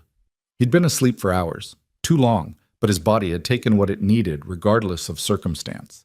The voices grew closer. Caleb could make out individual words now, could hear the frustration in the searchers' tones. Tracks just disappear. It's like they vanished into the stone. They're here somewhere. Hart said to keep looking until we find them, or it gets too dark to see. That Rowan's already half dead anyway, probably holed up bleeding out. We just need to find the hole. Nora's jaw tightened at that, but she stayed silent, rifle ready. They watched through the crack as men passed within 20 yards of the entrance, so close Caleb could see the sweat stains on their shirts, the determined set of their faces. One man looked directly at the slot canyon entrance, and Caleb's finger tightened on his trigger, certain they'd been seen. But the man's gaze slid past without recognition, unable to distinguish the narrow opening from just another shadow in the broken rock. He turned away, called to his companions, "Nothing here. Let's check the next draw." The search party moved on, voices fading as they worked their way south. Caleb let out a breath he hadn't known he was holding. "That was close," he murmured. "Too close. They'll be back once they've exhausted other options. We need to move tonight, get distance while we can." Nora checked the position of the sun through the canyon opening. "Few more hours until dark. Rest more if you can. You're going to need every bit of strength for the push to Timber Creek." But sleep wouldn't come this time. Caleb's mind was too active, turning over problems and possibilities. They'd escaped immediate death, but the larger situation hadn't improved. Hart had his evidence. Hart knew Caleb was alive and being helped. Hart would keep hunting them until they were dead or he was stopped. "We can't run forever," he said quietly. "I know. Even if we make it to Timber Creek, even if we hide there for months, Hart will keep looking, keep sending men. We'll never be safe." "I know that too." Nora was quiet for a moment, then turned to look at him. "What are you thinking?" "I'm thinking that maybe running is the wrong strategy. Maybe we need to change the game entirely." "I'm listening." Caleb organized his thoughts carefully. "Hart has my original evidence, the saddlebags your mare was carrying. He's probably destroyed it by now, or will soon. But he doesn't know about the copies I hid at the ranch, because you couldn't access them. And he doesn't know about the 3 ranch hands who agreed to testify. I kept their names coded in my notes, never wrote them down directly. So you still have witnesses, even without physical evidence." "Maybe. If they haven't been intimidated into silence, if they're still alive." He paused, thinking it through. "But here's the thing. Hart spent the last week pulling resources, sending men out to hunt me. He's distracted, focused on eliminating the threat rather than covering his tracks. That's when men like him make mistakes." Understanding dawned in Nora's eyes. "You want to go back, not run north, but south. Back toward Hart's territory. Not toward it, into it. To find those ranch hands, get them somewhere safe. And if possible, to recover those copies from the tack room. With witnesses and documentation, we'd have enough to bring charges even without the original ledgers. That's insane. That's walking right back into the fire. It's the last thing Hart would expect. He thinks we're running, thinks we're trying to get as far from him as possible. He'll have men searching north, east, west, everywhere except right under his nose." Nora shook her head slowly, but he could see her working through it, testing the idea for flaws and finding it strangely sound despite its audacity. "It's still suicide. You're wounded, we're exhausted, we have limited ammunition, and even if we somehow manage to reach these witnesses, get the copies, what then? Hart controls the local law. Who do we take it to? There's a federal marshal who makes rounds through Cheyenne. Name's Garrett. Honest man from what I've heard. Can't be bought. If we could get the evidence to him, get the witnesses to testify on record, Hart's influence wouldn't matter." "How do you know this marshal is honest? How do you know Hart hasn't already gotten to him?" "I don't. But doing nothing guarantees Hart wins. At least this way we're fighting back." They sat in silence, the weight of the decision hanging between them. It was insane. Caleb knew that. Injured, hunted, outgunned, heading back toward the very place where everyone wanted them dead. It violated every instinct that said to run, to survive, to put distance between yourself and danger. But running meant living in fear forever, meant looking over their shoulders, waiting for the day Hart's men finally caught up, meant abandoning the men who'd trusted him, who'd risked their own safety to help expose Hart's crimes. "Tell me about these witnesses," Nora said finally. "The 3 men who agreed to testify." "Sam Porter, older ranch hand, been with Hart for years but saw which way the wind was blowing. Good man, just trying to survive. Jake Mitchell, young, hot-headed, watched Hart's men burn his family's homestead and run them off. He joined Hart's crew to spy, get evidence from inside. And Charlie Dawes, blacksmith in a town called Red Fork about 15 miles from Hart's ranch. He shod horses with rebranded marks, kept records of his own because he knew something wasn't right. 3 men in 3 different places, all of whom might already be dead or intimidated into silence. Might be. But if they're not, if even one of them is willing to testify, combined with the copies from the tack room, we'd have a case." Nora was quiet for a long time, rifle resting across her knees, face shadowed in the dim light of the slot canyon. When she finally spoke, her voice carried that same determination he had heard the night she'd found him. "All right, we go back. But we do it smart. No heroics, no unnecessary risks. We find your witnesses, get the evidence, and get out. And if at any point it looks impossible, if the danger becomes too great, we abandon the plan and run. Agreed?" "Agreed." "Then we rest now, move after full dark. Head southeast toward Red Fork first. It's farthest from where Hart's search parties are concentrated. We talk to the blacksmith, see if he's still willing to testify. Then we decide next steps based on what we learn. It was a plan. Not a good one, maybe, but a plan nonetheless. Something concrete to work toward beyond simple survival. Caleb felt something loosen in his chest. Not hope exactly, but purpose. Direction. A reason to keep fighting beyond just staying alive. "Thank you," he said quietly. "For what?" "For not walking away. For choosing to stand with me even though it would be safer, smarter, to leave me behind." Nora met his eyes, and in the shadows of the canyon, he saw something deep and complicated in her gaze. "You remind me that there are still things worth fighting for. That not everyone runs when things get hard. That's worth standing beside." She paused, then added softly, "Besides, I think we're past the point of walking away from each other. For better or worse, we're in this together now." "For better or worse," Caleb echoed, and knew with sudden certainty that he meant it in ways that went beyond this immediate crisis, beyond heart and evidence and survival. Meant it in the way you mean a promise that reshapes your future. They rested as the afternoon faded into evening, taking turns keeping watch while the other slept fitfully. When full dark finally settled over the hills, they gathered their minimal supplies and prepared to move. Outside the slot canyon, the world was transformed. Stars blazed overhead in their millions, so bright they cast actual shadows across the landscape. A quarter moon hung low in the east, providing just enough light to navigate by.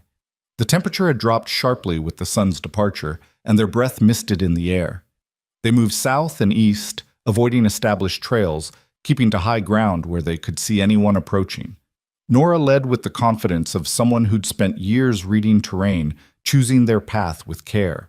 Caleb followed, trying to move quietly despite his exhaustion, trying not to slow them down more than his wounded condition already demanded.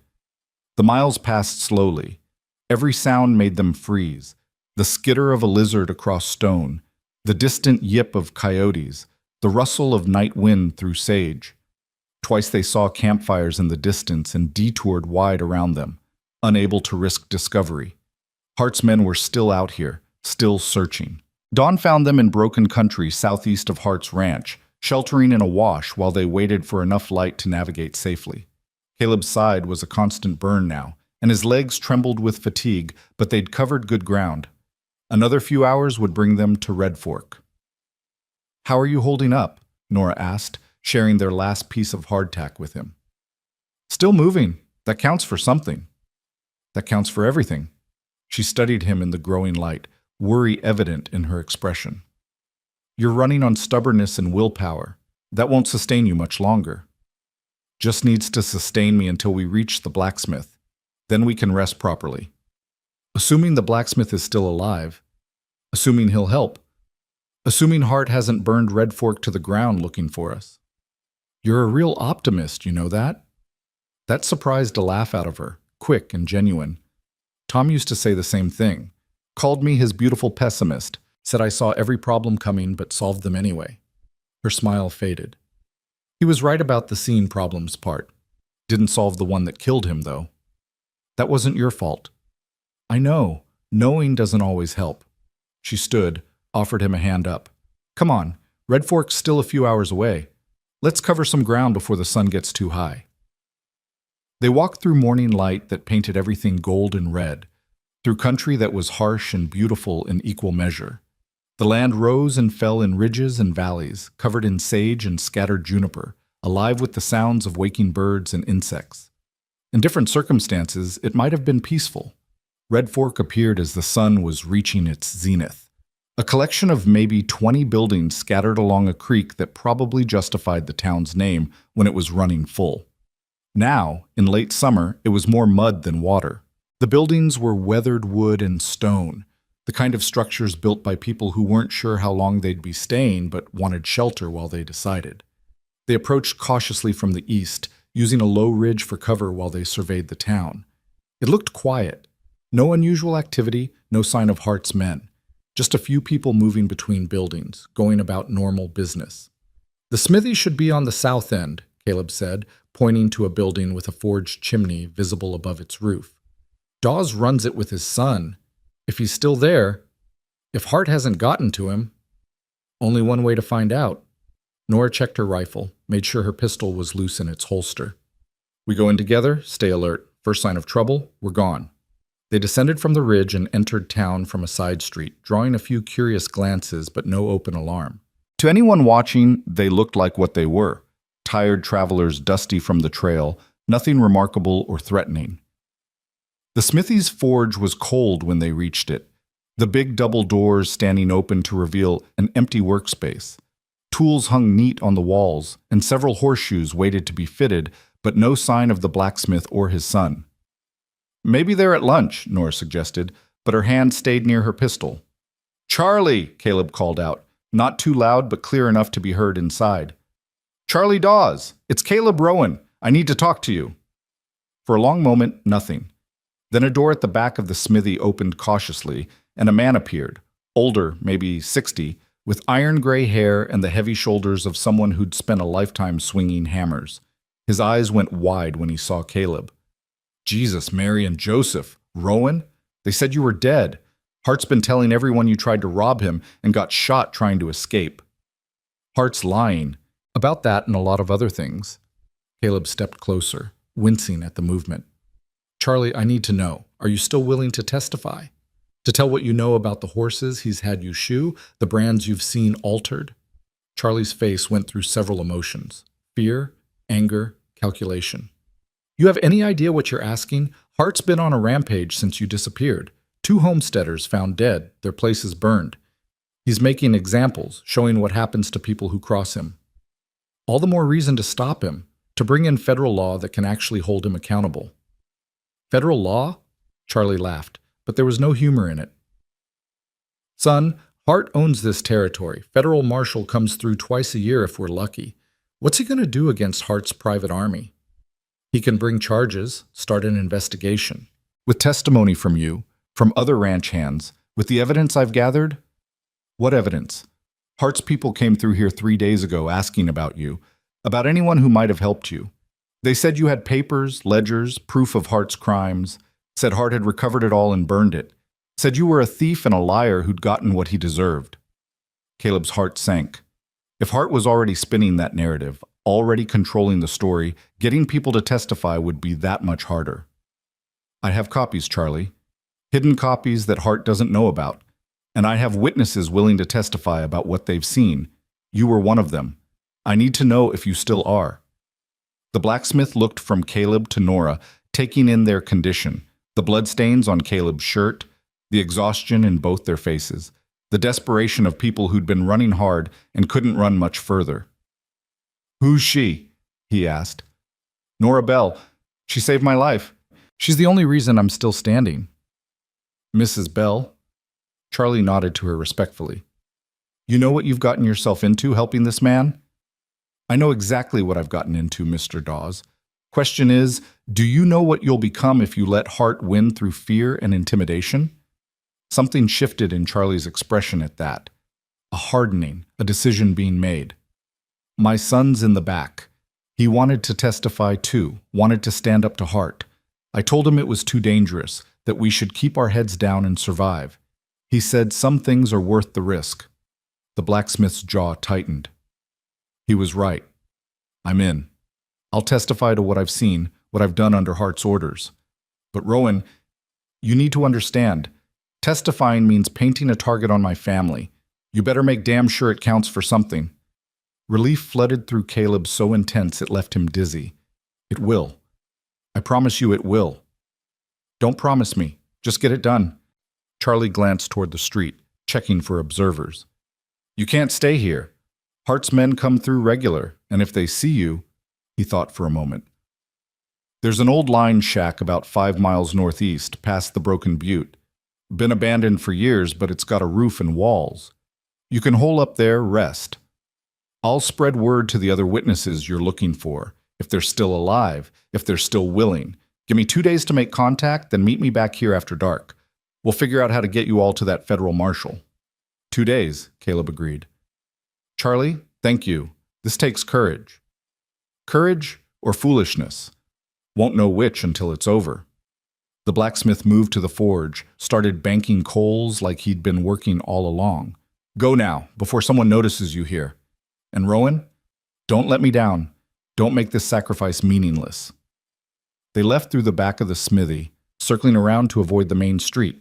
As they climbed back toward the ridgeline, Caleb felt the weight of what they'd just done. One witness secured, but at what cost? If things went wrong, Charlie and his son would pay with their lives. You're thinking about the risk you're asking them to take, Nora said quietly as they walked. How did you know?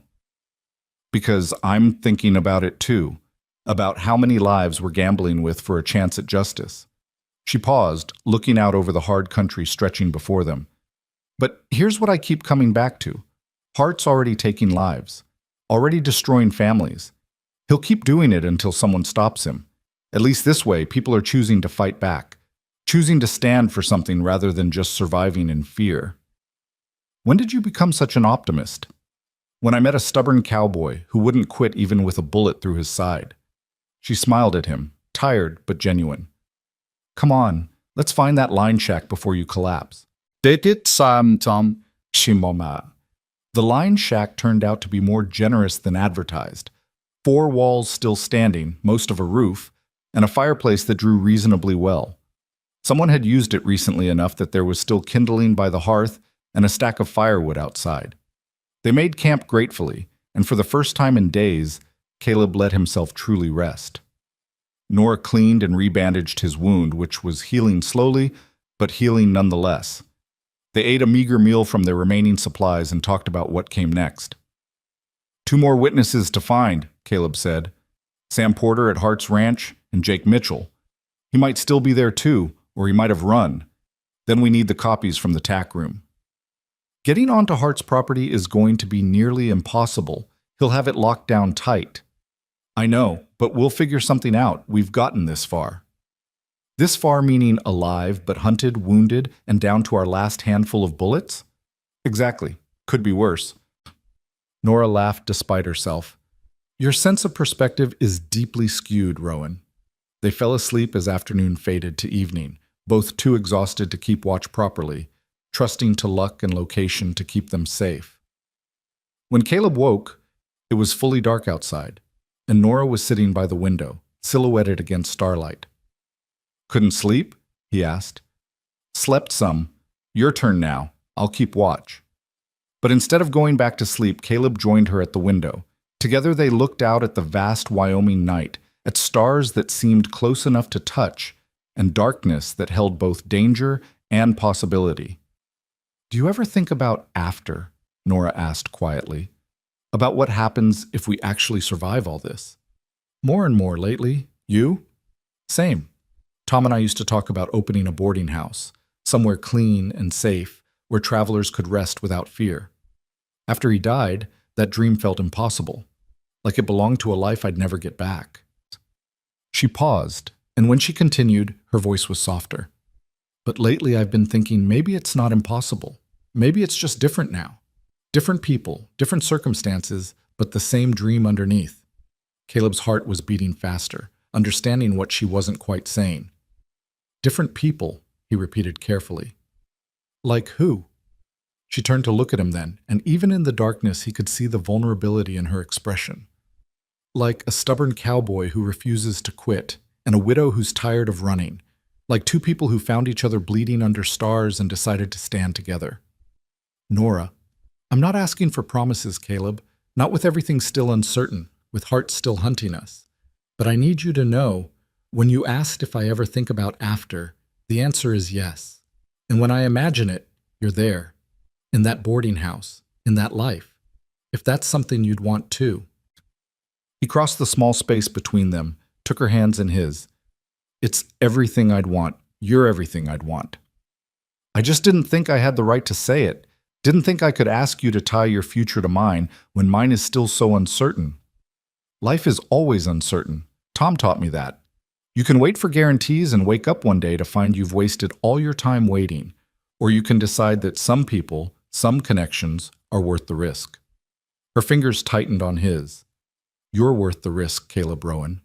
He kissed her then, gentle and careful, tasting salt and dust and something that might have been tears. When they pulled apart, both were smiling despite everything, despite the danger, despite the pain, despite the impossible odds they still faced. "So we survive this," Caleb said. "We bring Hart down, and then we build something together, something good and clean and worth all this fighting." "Deal," Nora agreed. "But first we have to make it through the next 2 days. Together. Always together." They sat by the window until dawn, keeping watch, but also just being present with each other, savoring this moment of peace before the storm resumed. And when morning came, painting the Badlands in shades of amber and rust, they faced it side by side, ready for whatever came next. The 2 days that followed felt both endless and too short. They stayed at the line shack, venturing out only for water from a nearby spring and to scout for any sign of Hart's men. Caleb's wound continued its slow healing, and while he wasn't back to full strength, he could move without the constant threat of passing out. That would have to be enough. On the afternoon of the second day, as shadows were lengthening across the Badlands, Nora spotted a rider approaching from the direction of Red Fork. They watched from inside the shack, weapons ready, until the figure came close enough to identify. Charlie Dawes, riding alone, his posture tense but purposeful. Caleb stepped out to meet him, Nora covering from the doorway. The blacksmith dismounted heavily, looking like a man who'd aged years in just 2 days. "I found them," Charlie said without preamble. "Porter and Mitchell, both still alive, both still willing to testify. But Rowan, the situation's worse than you know." "How much worse?" "Hart's declared martial law on his own land. Anyone leaving the ranch property without permission gets shot on sight. He's brought in more men, not ranch hands, but hired guns. Professional killers. He's turned that place into a fortress." Charlie wiped sweat from his forehead despite the cooling air. "Porter managed to get a message out through a supply wagon driver. Says Hart's getting paranoid, sees conspiracies everywhere. He's convinced you have help from someone on the inside, and he's interrogating his own men trying to root out the traitor. That means Porter's in danger even if he doesn't do anything. Hart will eventually get around to questioning him." "Exactly, which is why Porter says if we're going to do this, it has to be now. He and Mitchell are ready to run, to testify, but they need help getting off the ranch, and you still need those copies from the tack room." Charlie shook his head grimly. "It's impossible, Rowan. Even if you could get onto the property without being seen, getting 3 people back off, with Hart's security, you'd be dead before you made it halfway." Caleb felt Nora step up beside him, could sense her mind working through the problem the same way his was. Impossible wasn't the same as hopeless. Impossible just meant no one had figured it out yet. "What about the supply wagons?" Nora asked. "You said a driver got Porter's message out. Does that mean they're still allowing deliveries?" "Weekly provisions from town, food, equipment, whatever the ranch needs, but they search everything coming in and out now. 3 grown people couldn't hide in a wagon without being discovered." "What if they weren't hiding in the wagon? What if they were part of the delivery?" Nora looked at Caleb, and he could see an idea forming in her expression. "How many drivers usually make the run?" 2, sometimes 3, depends on how much they're hauling. "And do Hart's men know all the regular drivers by sight?" Charlie caught on to what she was suggesting, his eyes widening. "Some they know, some they don't. The company rotates drivers. But you're not seriously thinking..." "I'm thinking that 2 people who look like they belong might get onto that ranch easier than 2 people sneaking around in the dark. We'd have legitimate reason to be there, legitimate access to the buildings." She turned to Caleb. "The tack room is in the south barn, you said, where they'd unload feed and equipment?" "Adjacent to it. But Nora, if something goes wrong, if they recognize me, then we make sure they don't recognize you. Change your appearance, keep your head down, act like you belong there." Her mind was clearly racing now, working through details and possibilities. "We go in with the supply wagon. While everyone's focused on unloading, you slip away to the tack room, get the copies. Meanwhile, I create a distraction, give Porter and Mitchell a chance to position themselves. When we leave, they hide in the empty wagon, and we're all off the ranch before Hart knows what happened." It was audacious, maybe even brilliant, and absolutely terrifying in its simplicity. So many things could go wrong. But Caleb couldn't think of a better alternative, and time was running out for Porter and Mitchell. "When's the next supply run?" he asked Charlie. "Tomorrow morning. Leaves town at dawn, arrives at the ranch around mid-morning. Can you get us on that wagon? Make it look legitimate? Charlie was quiet for a long moment, weighing the risk against the possibility. My cousin runs the freight company. He owes me favors, and he's no friend of Hart's. Lost a contract because he wouldn't look the other way on some suspicious shipments. He might be willing to help. The blacksmith's jaw set in determination. All right, I'll talk to him tonight. If he agrees, you'll need to be in Red Fork before dawn. I'll have clothes ready, make you look like drivers. But Rowan, understand, if this goes wrong, my cousin's business is finished, possibly his life too. I understand. And Charlie, thank you for all of this. Thank me when we're all alive on the other side. Charlie mounted his horse, preparing to leave. Tomorrow, before dawn. Don't be late, and for God's sake, try not to look like yourselves. After the blacksmith left, Caleb and Nora spent the remaining daylight preparing. They went through what little they had, deciding what could be carried hidden on their persons and what would have to be left behind. Nora cut Caleb's hair shorter, changed the way it lay, and made him shave off the beard he'd grown during his recovery. When she was done, he looked in their small mirror and barely recognized himself. Your own mother wouldn't know you, Nora said with satisfaction. Let's hope Hart's men are less observant than my mother would be. He studied her in turn. What about you? You look too memorable as you are. Memorable how? She raised an eyebrow, but he could see she was pleased despite the circumstances. Like someone who'd haunt a man's dreams. We need you to look ordinary, forgettable. They worked on her appearance together, pulling her hair back severely, adding dirt to dull its shine, changing her posture to be more stooped and less confident. It was remarkable how small changes could alter someone's entire presence. By the time they were done, she looked like a different person. A tired working woman used to hard labor and harder circumstances. That night, neither of them slept much. They went over the plan repeatedly, trying to anticipate every possible problem and solution. What if they were questioned? What if Porter and Mitchell couldn't get to the wagon? What if the tack room copies had already been found? Each scenario got discussed, analyzed, given a contingency plan that was probably inadequate but better than nothing. As midnight approached, Nora moved to sit beside Caleb where he was checking their hidden weapons for the dozenth time. Are you afraid? She asked quietly. Terrified.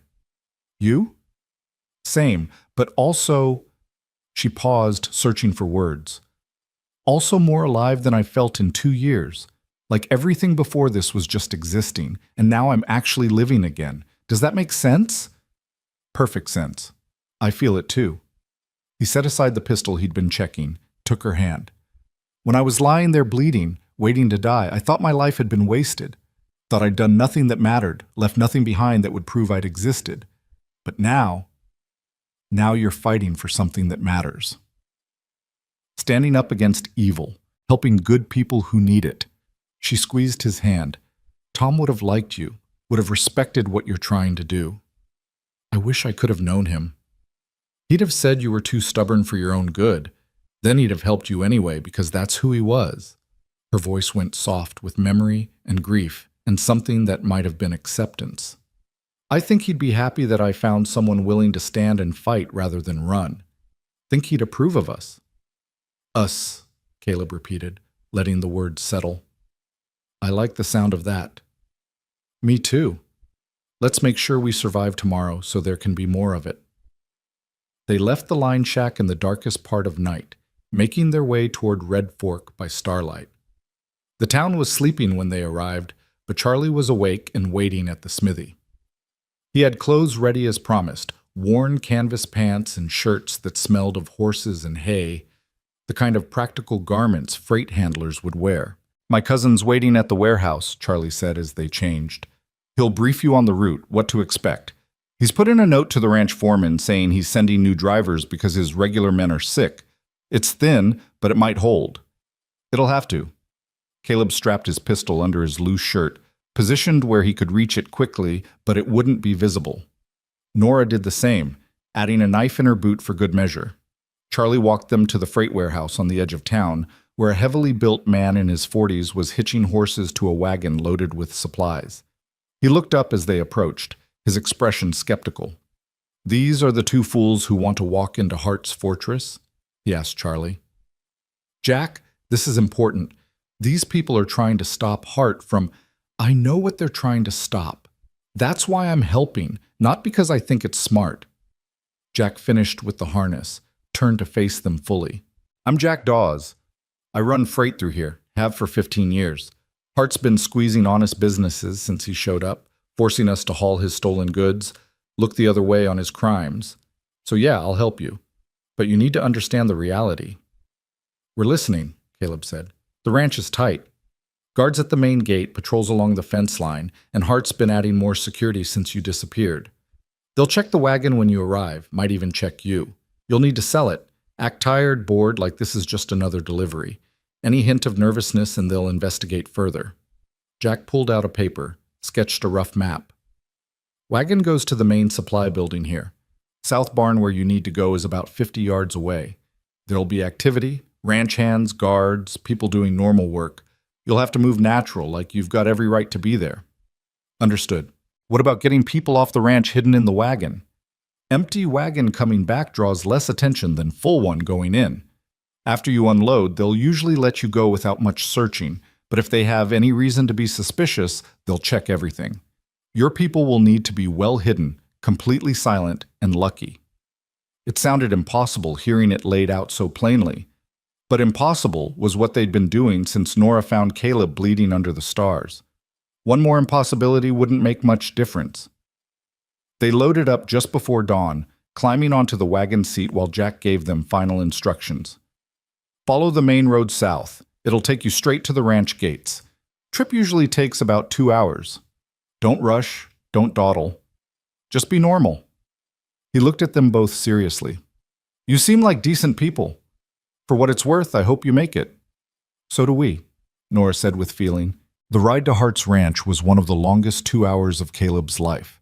Every rider they passed could be someone who'd recognize him. Every distant figure could be a scout reporting back to Hart. But they kept moving, kept acting like they belonged, and slowly the miles fell away behind them. Hart's ranch appeared as the sun was climbing toward midday. A sprawling complex of buildings surrounded by fencing that looked more suited to keeping people in than keeping cattle contained. Guard towers had been added at intervals, manned by armed men who watched the approaches with cold efficiency. Here we go, Nora murmured as they approached the main gate. Remember, bored and tired. 2 guards stopped them at the gate, hands resting casually on their pistols. State your business. Supply delivery from Dawes Freight, Caleb said, keeping his voice flat and disinterested. Got a note here from the foreman. He handed over the paper Jack had provided. The guard read it slowly, looking up several times to study their faces. Caleb forced himself to meet the man's eyes briefly, then look away, the kind of bored indifference that workers showed authority everywhere. New drivers? The guard said. It wasn't quite a question. Regular guys got sick, food poisoning or something. We drew the short straw. Caleb gestured at the wagon. You want to check the load? Or can we get this unloaded? Got another delivery after this. The guard walked around the wagon, poking at the supplies with casual thoroughness. Caleb's heart hammered against his ribs, but he kept his expression neutral, even slightly annoyed at the delay. Beside him, Nora was examining her fingernails like this was the most tedious part of her day. All right, you're clear, the guard finally said. Take it to the main supply building, the big one straight ahead. Check in with Foster there. He'll tell you where to unload. They rolled through the gate into Hart's domain. The ranch was massive, buildings scattered across several acres, corrals full of horses and cattle, men working everywhere. Caleb kept his eyes forward, focused on the supply building, trying not to look like he was searching for anything. The supply building was controlled chaos, men moving crates and equipment, voices shouting orders, the smell of hay and leather and sweat. They pulled the wagon to a loading area where a thin, nervous-looking man with ledgers approached them. Dawes delivery? The man asked. That's right. You Foster? I am. Got your delivery list? Nora handed over the paperwork while Caleb climbed down from the wagon, stretching like his back hurt from the ride. From this position, he could see the south barn, close, maybe 70 yards away, with several people moving in and out of it. Getting there would require perfect timing and a lot of luck. Foster was directing ranch hands to start unloading when a commotion broke out near the main house. Raised voices. Someone shouting. Everyone's attention swiveled that direction, including the guards who'd been watching the supply area. Nora caught Caleb's eye, gave him the smallest nod. This was it, their chance. "Hey," she said to Foster, pitching her voice loud enough to be heard over the general noise. "That mule of yours in the corral looks sick. You know it's got colic? Left untreated, it'll kill the animal."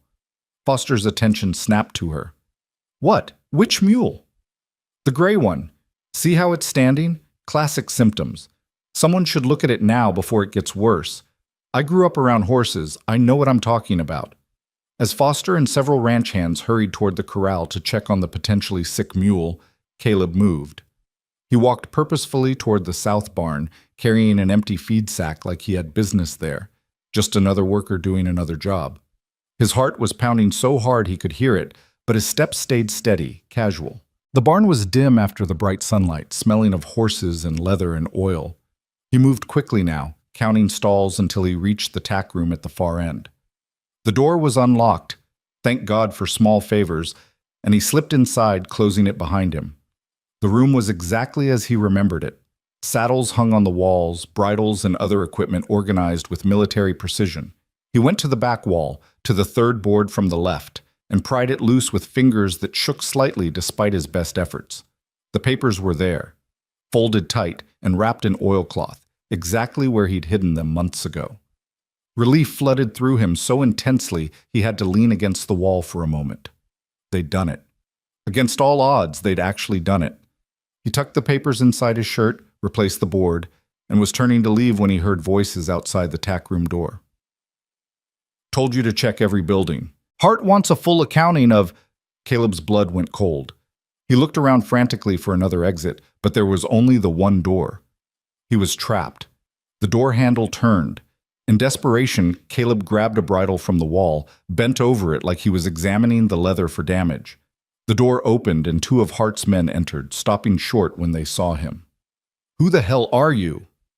"Freight driver. Foster sent me to grab some tack that needs repair." Caleb held up the bridle, didn't make eye contact. "Said something about the stitching coming loose, wanted it sent out with us when we leave." The men looked at each other, uncertain. "Foster didn't say anything about that." "Take it up with him. I'm just doing what I was told." Caleb moved toward the door, praying they'd let him pass. "You want me to put this back?" "No, just get out of here, and next time don't go wandering around without an escort." "Yes, sir. Sorry, sir." Caleb ducked past them, fighting the urge to run, forcing himself to walk at a normal pace back toward the supply building. His skin crawled with the certainty that any second someone would shout, would recognize him, would raise the alarm, but he made it back to the wagon area without incident. Nora was still talking to Foster about the mule, which apparently actually did have early signs of colic based on the worried conversation Caleb could hear. The unloading was nearly complete, ranch hands hauling the last crates into the supply building. "There you are," Nora said when she saw him, her tone carrying just the right mix of annoyance and relief. "Foster, this is my partner. We should probably get moving. Got that other delivery to make." Of course. Thank you for noticing the mule. Probably saved its life." Foster was already turning back to his ledgers, his attention divided among a dozen different concerns. They climbed back onto the wagon and Caleb picked up the reins with hands that wanted to shake. They'd gotten the evidence. Now they just needed to get Porter and Mitchell and get out without being caught. "The mule really was sick," Nora murmured as they turned the wagon toward the gate. "Pure luck." "We'll take luck however it comes."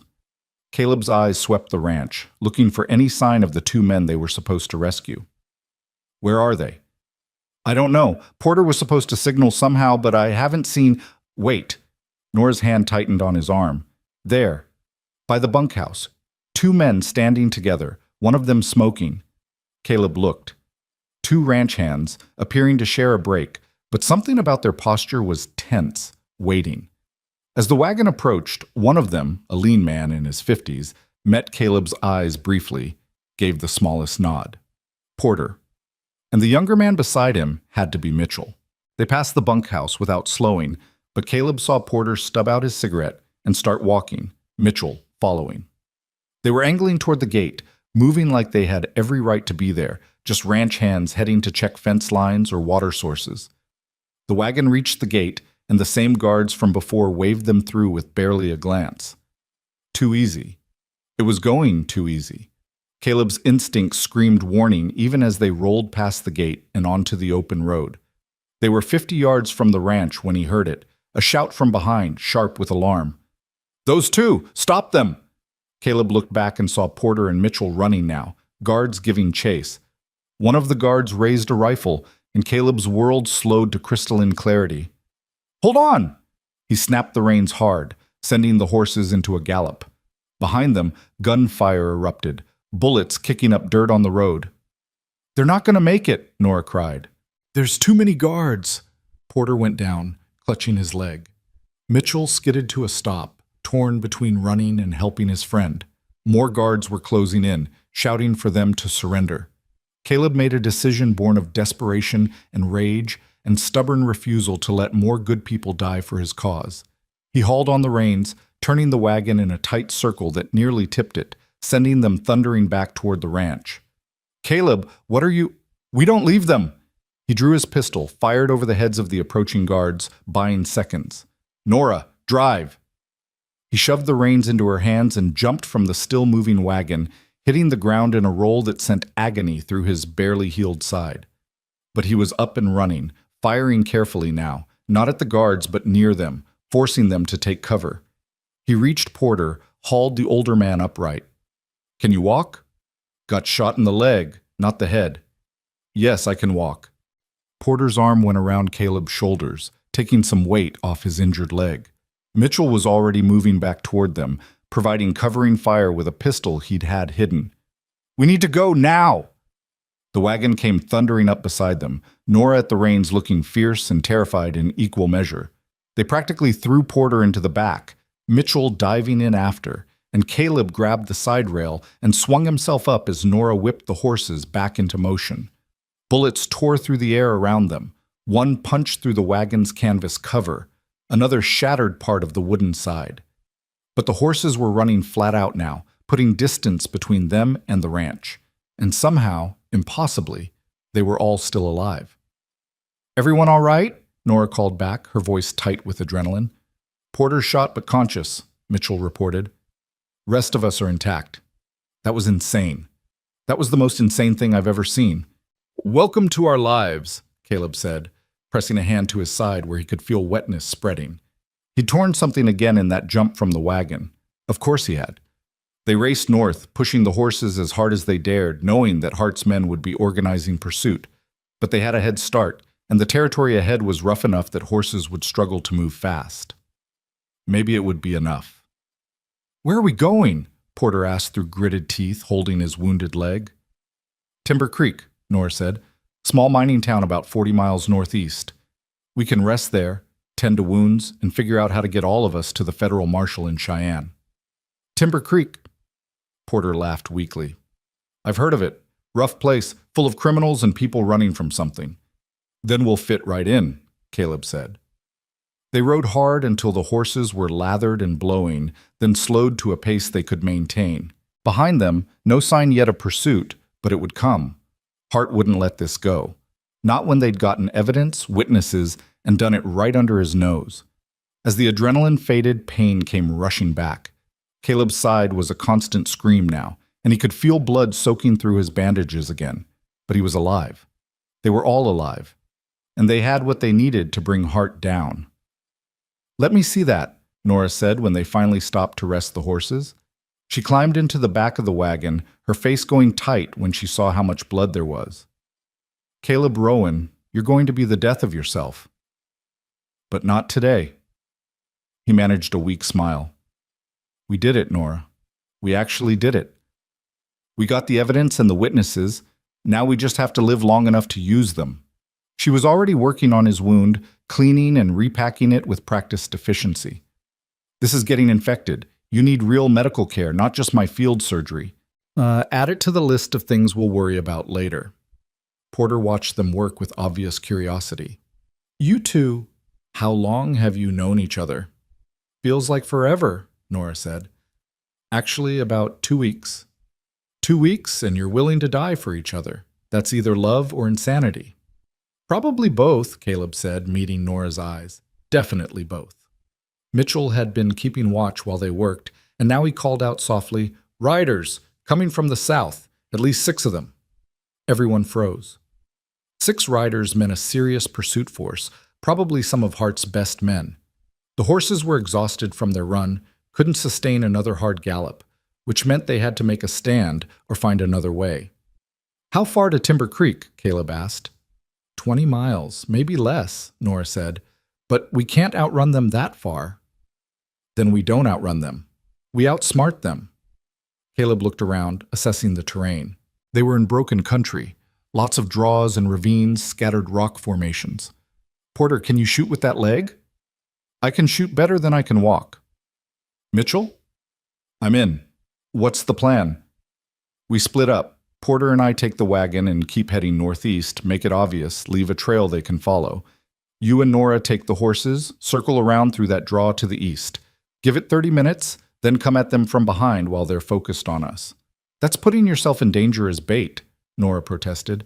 "I'm already a target. Might as well use it." He touched her face gently. "Trust me. We've made it this far. We'll make it through this too." She looked like she wanted to argue, but Mitchell was already helping Porter transfer to the wagon, and the sound of pursuing riders was getting closer. Finally, Nora nodded. 30 minutes. Then we hit them hard." She kissed him quickly, fiercely. "Don't you dare die before I get back." "Wasn't planning on it." They separated, Nora and Mitchell disappearing into the draw with the 2 horses, while Caleb and Porter took the wagon and continued northeast at a pace just fast enough to keep ahead of pursuit, but slow enough to be followed. They didn't have to wait long. The 6 riders came into view about 10 minutes later, spreading out as they approached, professional and cautious. These weren't random ranch hands. These were the hired guns Charlie had mentioned, the kind of men who killed for money and did it well. "Get ready," Caleb said quietly to Porter. "They'll try to box us in, hit us from multiple angles. We need to hold them off until—" The lead rider called out, voice carrying across the broken ground. "Rowan, there's nowhere to run. Mr. Hart is willing to talk terms if you surrender now." "Hart's terms usually involve a bullet," Caleb called back. "I'll pass." "Your choice." The riders began closing in, rifles coming up. Caleb and Porter opened fire first, their shots forcing the riders to scatter and take cover. It became a running firefight, the wagon lurching over rough ground while bullets flew in both directions. Caleb drove with one hand and shot with the other, trying to keep them moving while Porter provided covering fire from the back. A bullet punched through the wagon seat inches from Caleb's leg. Another grazed Porter's shoulder, drawing blood, but not stopping him. They were outgunned and outnumbered, and it was only a matter of time before a lucky shot ended this. Then, like thunder from clear sky, Nora and Mitchell came charging from the east, firing as they rode. The pursuing riders were caught completely off guard, their attention entirely focused forward. 2 went down immediately. A third wheeled his horse around only to take Mitchell's bullet in the chest. The remaining 3 scattered, trying to regroup, but the momentum had shifted. What had been a hunt became a desperate fight for survival. Caleb brought the wagon around, adding his fire to the chaos, and within minutes it was over. 3 riders dead, 2 wounded and fleeing south, 1 surrendering with his hands raised. In the sudden quiet, Caleb could hear his own heartbeat, could feel the sick aftermath of violence settle over him. This wasn't the first blood he'd spilled, but it never got easier, never stopped feeling like a small piece of his soul being carved away. Nora rode up to the wagon, her face pale but determined. "Everyone alive?" "More or less," Porter said, examining his shoulder wound. "Gonna have matching scars with Rowan here." The surrendering rider sat his horse, hands still raised, fear evident in his face. "Please, I was just hired to track, not to kill. I don't want trouble." "Then you'll ride back to Hart with a message," Caleb said, voice hard. "Tell him I have evidence of his crimes. Tell him I have witnesses ready to testify. Tell him it's over. He can run or he can wait for the federal marshal. But either way, his empire is finished." The rider nodded frantically. "I'll tell him. I swear I'll tell him." "Then go." They watched the man gallop south, carrying Caleb's ultimatum back to Hart. Mitchell moved among the fallen, checking for any who might still be alive that needed help. It was grim work, but necessary. "We should move," Nora said quietly. More could be coming. They continued northeast, pushing through exhaustion and pain, carrying their wounded and their hope. The sun was setting when Timber Creek finally appeared on the horizon, a rough collection of buildings clinging to a mountainside, smoke rising from forges and chimneys, the sound of mining operations echoing through the valleys. It wasn't beautiful. It wasn't welcoming. But it was sanctuary. They rode into town as darkness fell, drawing stares but no challenges. People minded their own business in Timber Creek, had their own troubles without taking on others. They found a boarding house that looked slightly less disreputable than the others, and the owner, a stern-faced woman named Mrs. Kendrick, took one look at them and sighed. "You're running from something." "Yes, ma'am," Caleb admitted, "and we have wounded who need tending. Don't they always?" But she was already organizing, calling for hot water and clean bandages. "I don't want trouble in my house, but I don't turn away people who need help. You can stay. But first sign of violence, first sign you're bringing danger to my other guests, you're out. Understood?" "Understood. Thank you." She showed them to rooms, helped tend to Porter's leg wound and Caleb's reopened side. As she worked, she asked no questions, offered no judgments, just efficient care from someone who'd seen enough of life's cruelty to recognize people who'd been through hell. That night, with their wounds cleaned and bandaged, with food in their bellies for the first time all day, the four of them gathered in one of the rooms to talk through what came next. "The federal marshal makes his rounds through Cheyenne once a month," Porter said. "Should be there in about 2 weeks. Question is, how do we survive 2 weeks with Hart knowing where we are?" "He doesn't know where we are," Mitchell pointed out. "Just that we came north. That's a lot of territory to search. He'll find us eventually. Man like Hart doesn't give up." Porter shifted his injured leg, wincing. "We need a backup plan. Something that ensures this evidence gets to the marshal even if we don't survive to deliver it ourselves." "I can make copies," Nora offered. "Hide them in different locations. That way if something happens to one set, the others still exist. And we need to get our testimony written down. Sworn statements that can stand in court even without us there to give them in person," Caleb added. "There's got to be someone in this town who can witness and notarize legal documents." "There is," Mrs. Kendrick said from the doorway.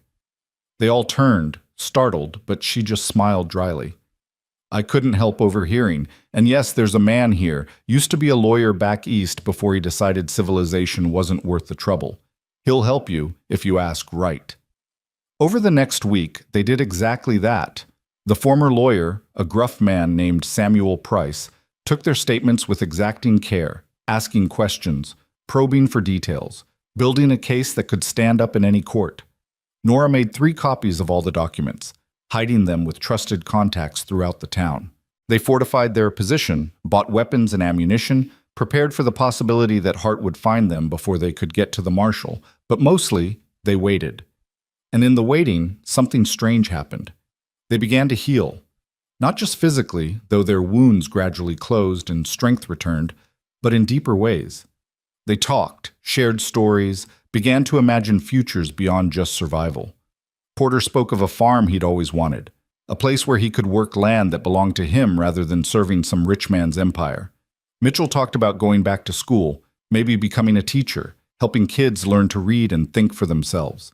And Caleb and Nora talked about their boarding house, that dream that had started with her and Tom, but had evolved into something new, something that belonged to both of them now. "We'll call it Bell and Rowan," Nora said one evening as they sat on the boarding house porch, watching stars emerge over the mountains. "Has a nice ring to it."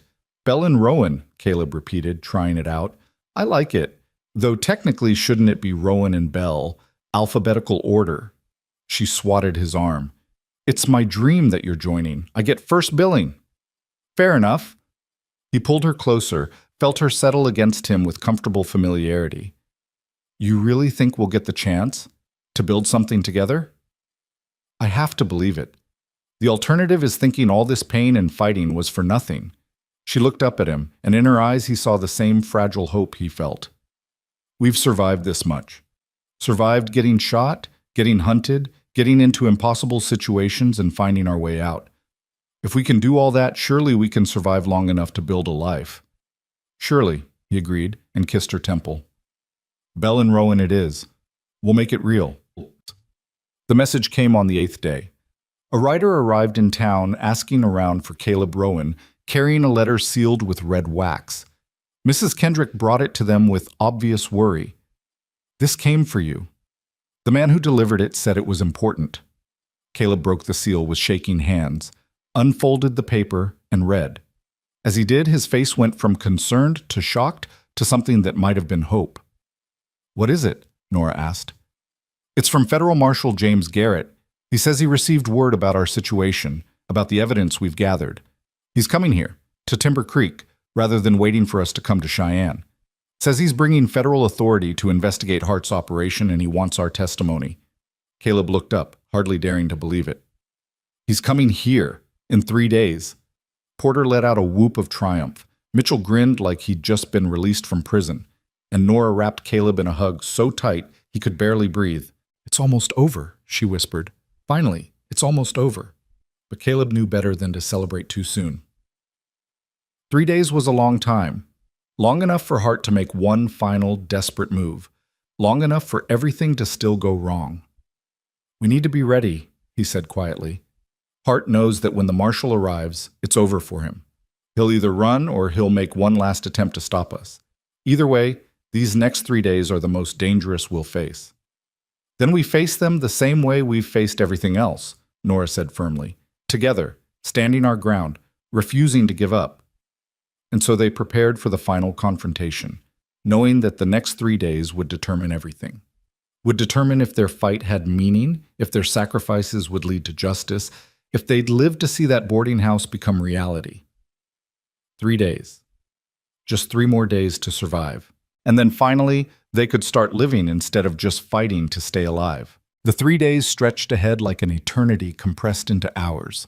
They fortified Mrs. Kendrick's boarding house as best they could without alarming the other guests, positioning themselves so they could watch all approaches, keeping weapons close but hidden, sleeping in shifts so someone was always alert. The whole town seemed to sense the tension, giving them wider berth than usual, and in Timber Creek that was saying something. On the morning of the 2nd day, a boy no more than 12 came running up the main street, breathless and wide-eyed. He found Caleb on the boarding house porch and thrust a crumpled note into his hands. Man gave me 2 bits to deliver this, said it was urgent. Caleb unfolded the paper, his blood going cold as he read. The handwriting was elegant, almost mocking in its precision. Mr. Rowan, you've been quite resourceful, I'll grant you that. But all things must end. The federal marshal will not reach Timber Creek. I have friends along every route, and accidents happen to lawmen who meddle in affairs beyond their understanding. However, I'm a reasonable man. Meet me at the old Chapman homestead at sunset tomorrow. Come alone, unarmed, and we'll discuss terms. Refuse, and I'll burn Timber Creek to the ground finding you. The choice is yours. Ezekiel Hart. Nora read over his shoulder, her face going pale. It's a trap. Obviously, it's a trap. Of course it is, but he's serious about burning the town. You've seen what he's capable of. Caleb crumpled the note in his fist. He's desperate now, cornered. That makes him more dangerous than ever. Porter limped out onto the porch, his leg healing but still weak. What's happened? Caleb showed him the note. The older man's jaw tightened as he read.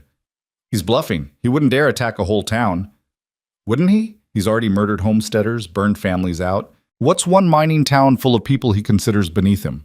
Mitchell had joined them now, and his young face was set in grim lines. He'll do it, and he'll make sure everyone knows it was because of us. Then we don't give him the chance. Nora's voice was steel. We don't play his game. We stay here, stay fortified, wait for the marshal. And if Hart makes good on his threat? If he sends his men to torch this place? Caleb looked at each of them. Mrs. Kendrick has been good to us. This town has sheltered us, asked no questions. I won't repay that by bringing destruction down on innocent people. So what, you're actually considering meeting him? Nora's voice rose, rare emotion breaking through her usual control. Caleb, he'll kill you. That's the only reason for this meeting. He wants to eliminate you before the marshal arrives. Maybe. Or maybe he really does want to negotiate. Maybe he's realized he can't win this, and he's looking for a way out that doesn't end with him in federal prison. Even as Caleb said it, he didn't quite believe it. But the alternative, sitting here waiting while Hart potentially massacred an entire town, was unbearable. "You're not going alone," Nora said flatly. "If you're fool enough to walk into this, then I'm fool enough to walk in with you." Nora, don't. Don't try to protect me by leaving me behind. We're partners, remember? We stand together. That was the deal. Her green eyes blazed with determination and fear, and something deeper that made Caleb's chest ache. "You don't get to sacrifice yourself and call it nobility. That's not how this works." Porter cleared his throat. "She's right. You go alone, you're dead. But if we're smart about this, if we plan it right, maybe we can turn his trap back on him." "How?" Mitchell asked. "He'll have men positioned everywhere around that homestead. The second Rowan shows up, they'll gun him down. Unless we get there first, scout the location, find his men, neutralize them before the meeting." Porter was warming to the idea now, his tactical mind working through possibilities. "I can't move fast with this leg, but I can still shoot. Mitchell's young and quick, and Mrs. Bell here is worth any 3 normal men in a fight." "Don't forget Samuel Price," Mrs. Kendrick said from the doorway, making them all jump. She'd been so quiet they hadn't noticed her approach. "The lawyer. He was a sharpshooter in the war before his conscience got the better of him. He's been listening to your story this whole week, and I know him well enough to say he'd help if you asked." "Mrs. Kendrick, we can't ask civilians to risk their lives," Caleb started. "Young man, everyone in this town is running from something or someone. We're all familiar with men like Hart, with the kind of power that crushes ordinary people because it can. You're actually trying to stop one of them. That makes you the least civilian person here." She crossed her arms, her stern face softening slightly. "Besides, I've grown fond of you all. Be ashamed to let Hart kill you when we could prevent it." The plan came together over the next hours, refined and argued over, picked apart and rebuilt. They'd go to the Chapman homestead early, a full day early, and scout every inch, find Hart's men, their positions, their numbers. Then, when Hart arrived expecting to spring his trap, they'd spring theirs instead. It was risky, maybe suicidal, but it was better than sitting helplessly or walking blindly into death. Samuel Price turned out to be a tall, weathered man in his 60s with calm eyes and steady hands. When they approached him about helping, he listened without interruption, then simply nodded. "I left the law because I couldn't stomach defending guilty men anymore, but I never stopped believing in justice. If you're offering me a chance to help deliver it, I'm in." They left Timber Creek before dawn on the 3rd day, 5 of them on horseback, moving through country that was just beginning to lighten with approaching sunrise. Porter had insisted on coming despite his leg, and no amount of argument would dissuade him. Mitchell rode with the nervous energy of youth facing something that could end his life before it had really begun. Samuel Price was calm as still water, his rifle held with comfortable familiarity. And Nora rode beside Caleb, her presence both comfort and terror. Comfort because he couldn't imagine facing this without her. Terror because if something happened to her, if his choices got her killed, he'd never forgive himself. The Chapman homestead had been abandoned for years, victim of one of Hart's early land grabs. The buildings were weathered and sagging, windows broken, doors hanging crooked. It sat in a small valley surrounded by low hills covered in sage and rock, perfect for an ambush, which was exactly why Hart had chosen it. They approached from the east, using the hills for cover, and spent the morning methodically searching. They found Hart's men by mid-afternoon, 6 of them positioned in strategic locations around the homestead, well hidden and clearly professional. Samuel spotted 2 more on the ridge to the north, likely scouts meant to give warning if anyone approached from that direction. 8 men, Porter said quietly as they regrouped in a draw out of sight. Plus however many Hart brings with him. We're outnumbered at least 2 to 1. But we have surprise, Mitchell countered. They're not expecting anyone until tomorrow at sunset. Right now they're just watching an empty building, probably bored. Bored men make mistakes, Samuel agreed. We take them quiet, one at a time, starting with those scouts. Remove them from the equation before Hart even arrives. They spent the rest of the afternoon doing exactly that. It was tense, dangerous work, approaching armed men without being seen, neutralizing them without raising alarm. Porter couldn't move quickly enough for the close work, so he positioned himself as sniper support, his rifle covering each operation from a distance. Samuel moved like a ghost, his war experience evident in every careful step. Mitchell had the reckless courage of youth, throwing himself into danger with barely a thought. And Nora was precise and efficient, doing what needed doing without hesitation. By the time the sun was setting, they'd captured or disabled 7 of Hart's men.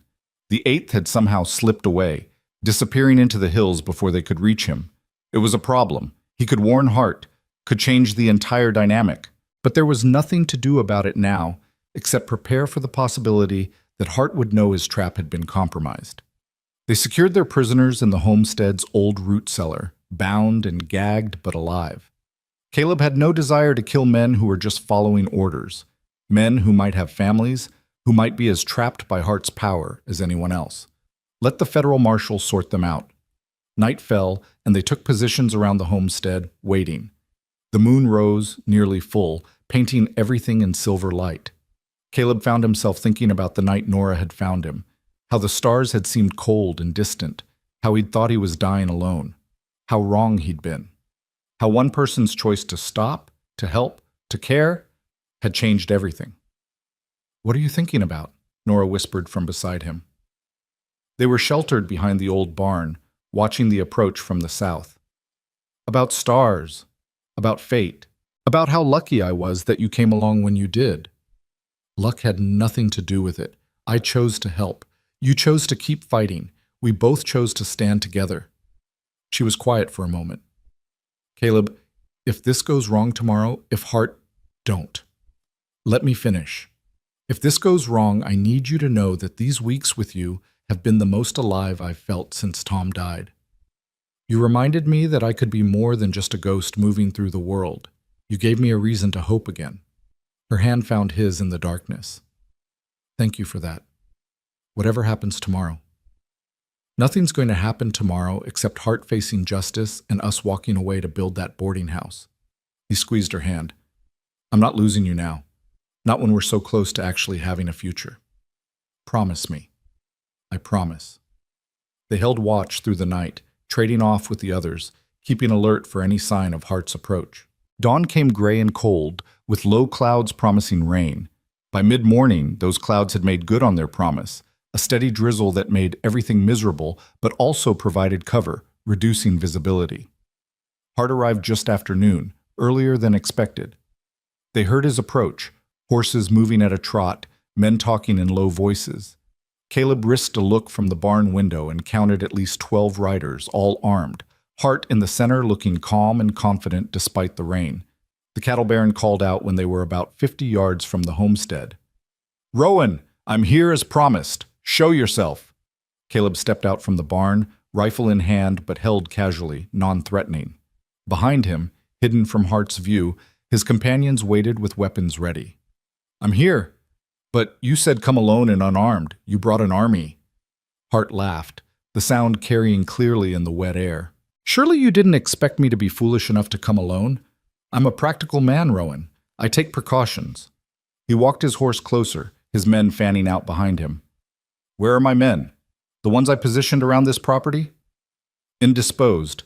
They're alive, but they won't be helping you today." For the first time, Hart's confidence flickered. His eyes swept the area, taking in the implications. "You've been busy. Impressive. Almost makes me wish I'd hired you instead of trying to kill you." He dismounted, his movements casual, but Caleb could see the tension in his shoulders. "So what now? We have our meeting in the rain like civilized men? Or do we skip to the part where you try to shoot me?" "I don't want to shoot you. I want to see you face trial for what you've done.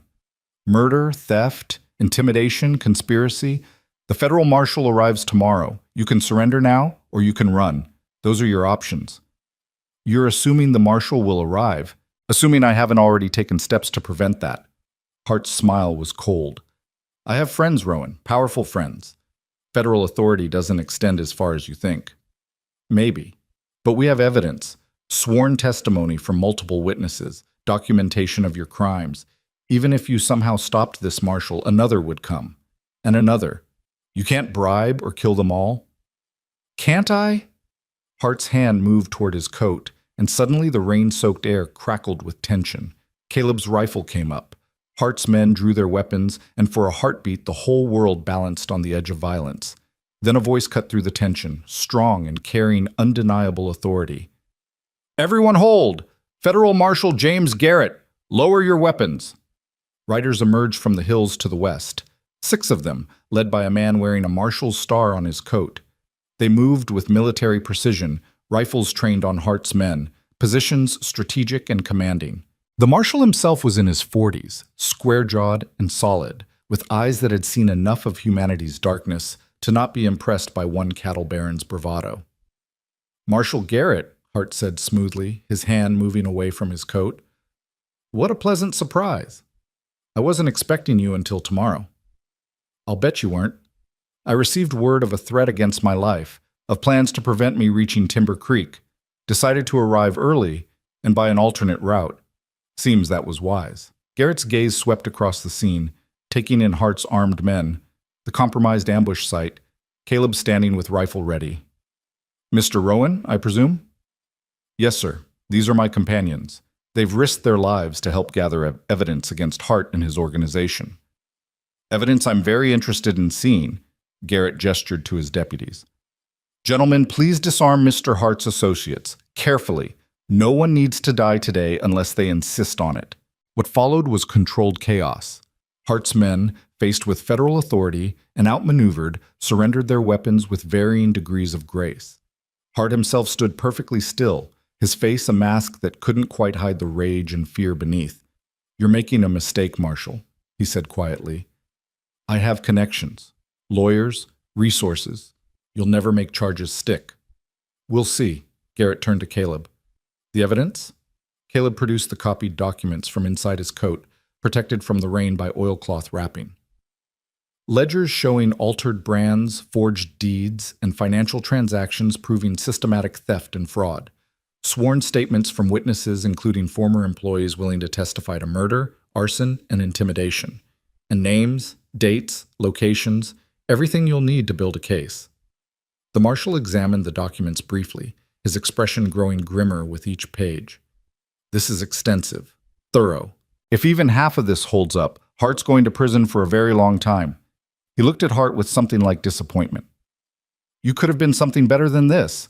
You had resources, intelligence, opportunity. You could have built an empire legitimately, but you chose cruelty and theft instead. What a waste." "Save your judgment for someone who cares," Hart spat. "I built what I have through strength and will, through taking what weaker men couldn't hold. That's not crime, that's nature." "No, that's crime, and nature is about to lock you in a federal prison." Garrett nodded to his deputies. "Take him. We'll hold trial in Cheyenne, but I've seen enough here to place him under arrest." As the deputies moved to restrain Hart, the cattle baron's mask finally cracked. "You haven't won. You've just made yourself targets. I have people, connections that reach farther than you can imagine. They'll come for all of you. Then they'll face the same justice you are." Caleb's voice was steady, final. "Your empire is over, Hart. Accept it." They took him away, still shouting threats, his voice fading as the deputies led him toward their horses. His men followed, disarmed and defeated, the fight gone out of them with their leader's capture. In less than an hour, the threat that had dominated Caleb's life for months, that had nearly killed him, that had forced him and Nora to run and fight and bleed, was simply over. Marshal Garrett turned to Caleb and extended his hand. "You did good work here. Dangerous work, but good. These documents will help us dismantle Hart's entire operation. There will be more arrests, more trials, but the heart of it, that's finished today." Caleb shook his hand, feeling the weight of weeks lifting from his shoulders. "Thank you for coming, for believing us. I'd like to say I came purely out of duty, but truth is, I've been hearing rumors about Hart for years. Could never get enough evidence to move against him. You handed me everything I needed on a silver platter." He glanced at Nora, Porter, Mitchell, and Samuel, who'd emerged from their positions. "You all should be proud. You stood against power when most people would have run. That takes real courage." "We did what needed doing," Nora said simply. "Nothing more. If everyone did what needed doing, I'd be out of a job." Garrett smiled briefly. "You'll need to come to Cheyenne in about a month. Give your formal testimony. But for now, go home." Rest. Live your lives without looking over your shoulders. Home. The word echoed in Caleb's mind. He'd been running for so long he'd almost forgotten what home meant. But looking at Nora, seeing her smile for the first time in days without fear shadowing it, he realized home wasn't a place. It was wherever they decided to build it together. The rain had stopped by the time they returned to Timber Creek. The clouds were breaking up, letting through shafts of golden afternoon light that made everything shimmer like the world was being washed clean. The whole town seemed to know what had happened. News traveled fast in close communities, and people emerged from buildings to watch them ride in, not cheering exactly, but nodding with respect and something like approval. Mrs. Kendrick met them at the boarding house with hot coffee and fresh bread, asking no questions but clearly pleased to see them all alive.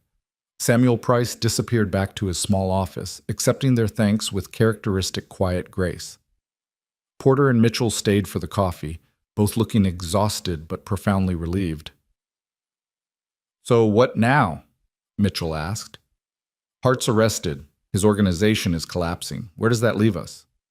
"Free," Porter said. "For the first time in years, actually free to make our own choices without fear." He looked at Caleb. "I meant what I said about that farm. Small place, maybe just enough land for vegetables and a few chickens. Somewhere I can work for myself. Think I've earned that." "You've earned it 100 times over." Caleb felt genuine warmth toward this man who'd risked everything to help expose Hart's crimes. "What about you, Mitchell?" "School, education, like I said before." The young man's face held determination. "I want to teach, help kids understand that they don't have to accept the world as it is, that they can fight for better. You taught me that, Rowan, you and Mrs. Bell. You taught yourself. We just gave you opportunity." Nora smiled at him. "You'll make a fine teacher. Those kids will be lucky to have you."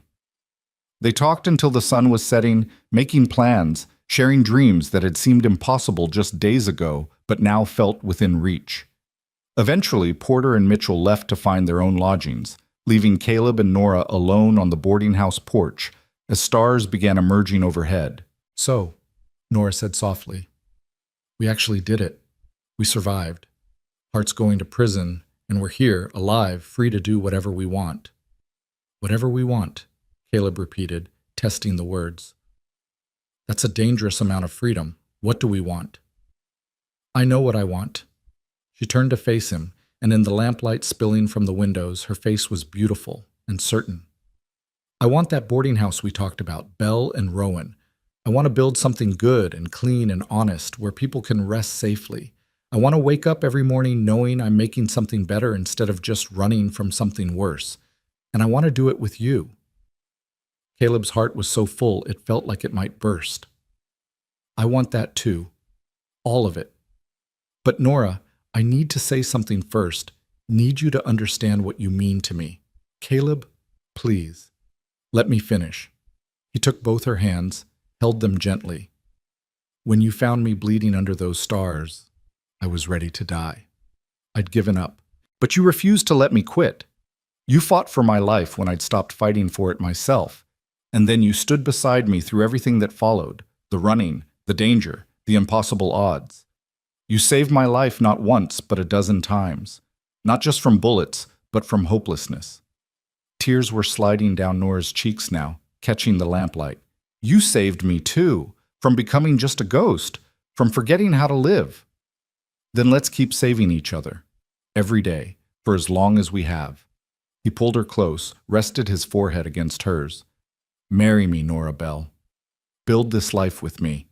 Not because we're running from something, but because we're running towards something better, together." She laughed through her tears, and it was the most beautiful sound he'd ever heard. "Yes, God, yes, of course, yes." They kissed as the stars wheeled overhead. The same stars that had witnessed so much pain and struggle, now bearing witness to joy, to hope, to two people who'd found each other in darkness and chosen to walk toward light together. When they finally pulled apart, both were smiling wide enough to hurt.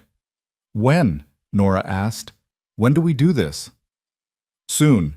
After we testify in Cheyenne, after we're sure Hart's going to stay locked up. Then we find our place. Timber Creek's as good as anywhere, and we build our boarding house, our home, our life. Bell and Rowan. Bell and Rowan, he agreed. Open to travelers, outcasts, anyone who needs a safe place to rest. We'll make it everything we dreamed. Everything and more.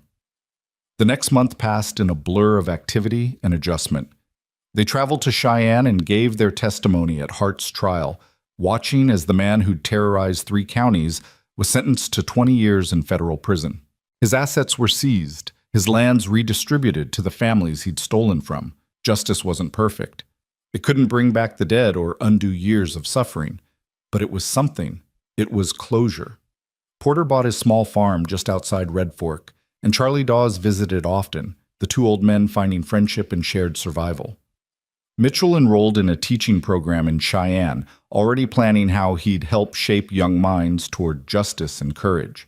And Samuel Price returned to Timber Creek, occasionally helping with legal matters, but mostly just enjoying his chosen exile from a world that had exhausted him.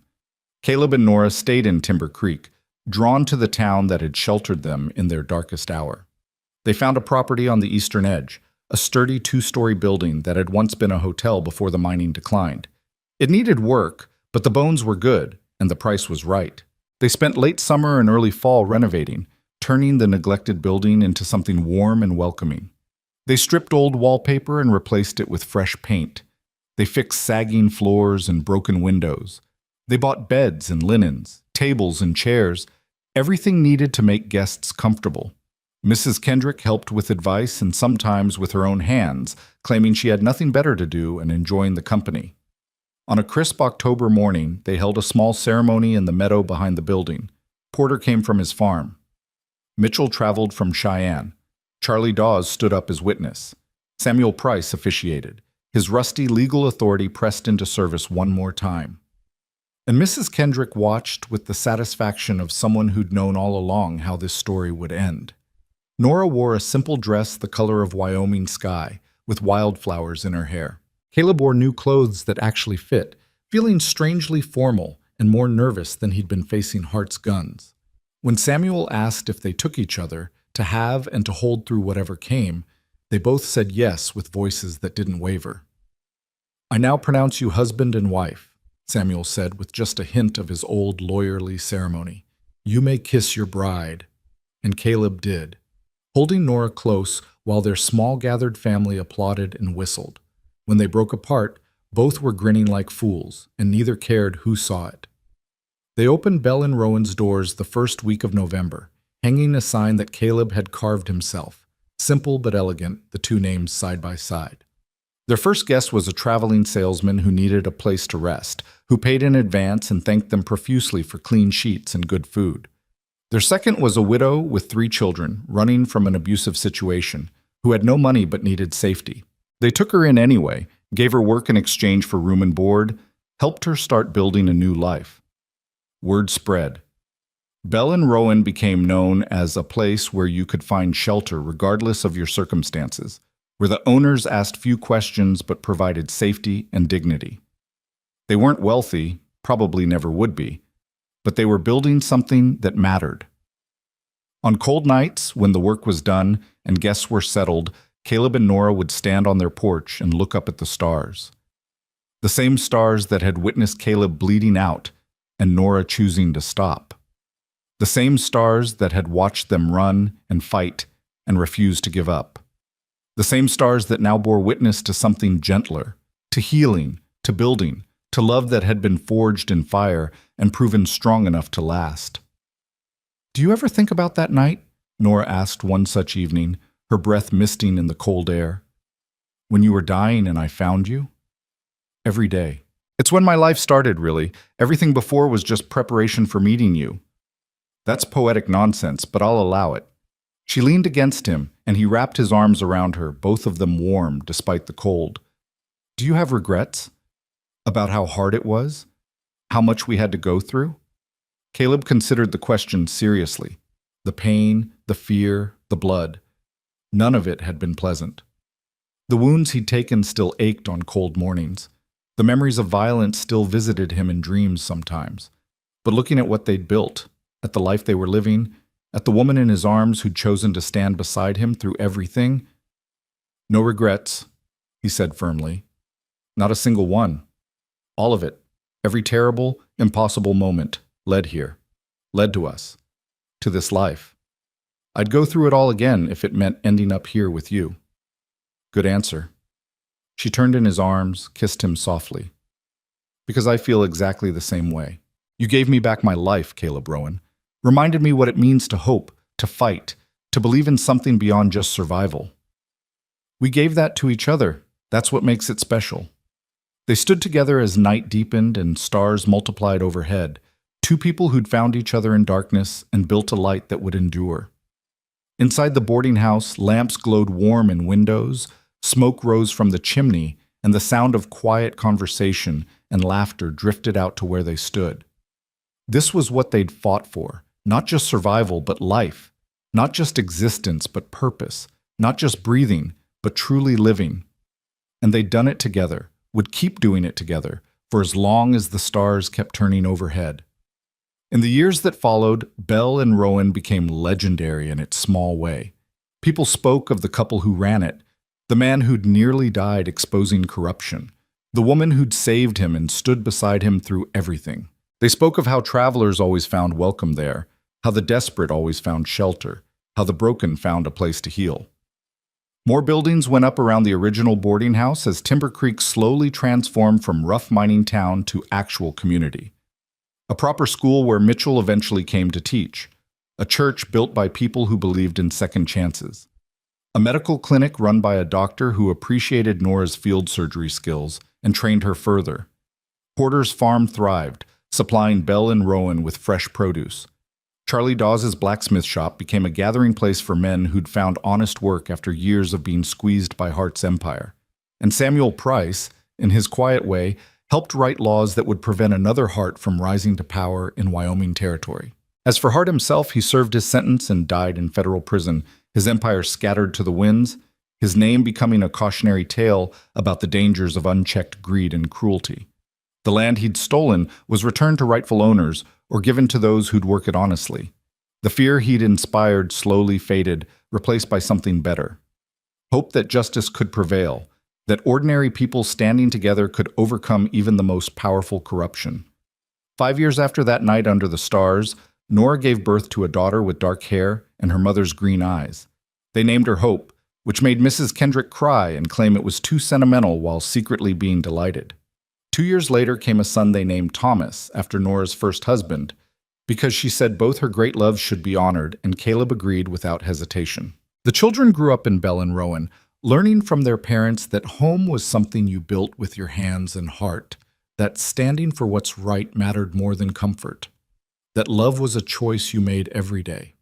They heard the story of how their parents met, the dramatic version with shooting and chasing, and the quieter, true version about choosing to stop, to help, to stand together against impossible odds. And every year on the anniversary of that night, the night Caleb was shot and left for dead, the night Nora found him and refused to let him die, they'd stand together under the stars. Sometimes just the two of them, sometimes with their children, sometimes with the extended family of friends and guests who'd become permanent parts of their lives. They'd look up at that vast Wyoming sky, at stars that witnessed everything and judged nothing, and they'd remember. Remember the pain and fear, yes, but more importantly, remember the choice to keep fighting. Remember that love could bloom in the darkest circumstances. Remember that two people who refused to give up could change not just their own fates, but the fates of everyone around them. "Do you ever wonder what would have happened if I hadn't stopped that night?" Nora asked once, years into their marriage, their children asleep upstairs, the boarding house quiet around them. "I'd be dead," Caleb said simply, "and you'd still be running. We'd both be less than we are." "Do you think it was fate? That we were meant to find each other?" He considered this, holding her close. "I think you made a choice to stop. I made a choice to keep fighting. We both made choices to stand together. Maybe that's what fate is. Just people making the right choices at the right time and building something bigger than themselves." I like that definition. She kissed him softly. "Here's to making good choices." Here's to making them together. And so the years passed, full and rich and occasionally difficult, but never regretted. Belle and Rowan stood as testament to what two people could build when they chose love over fear, hope over despair, standing together over running apart. It wasn't always easy. They had fights and struggles, lean winters and hard decisions, but they faced everything the way they'd faced heart, side by side, refusing to quit, trusting each other completely. On the night of their 20th anniversary, with their children grown and starting their own adventures, with Belle and Rowan thriving under the care of managers they trusted, Caleb and Nora took a trip. They rode back to the place where it had all begun, that stretch of road where he'd been shot, where she'd found him, where everything changed. The land looked different now. Hart's ranch was gone, broken up and sold, the buildings torn down or converted to better purposes. The creek where they'd camped was still there, still running clear and cold, and the stars overhead were exactly the same, constant, eternal, bearing witness to all the small human dramas playing out beneath them.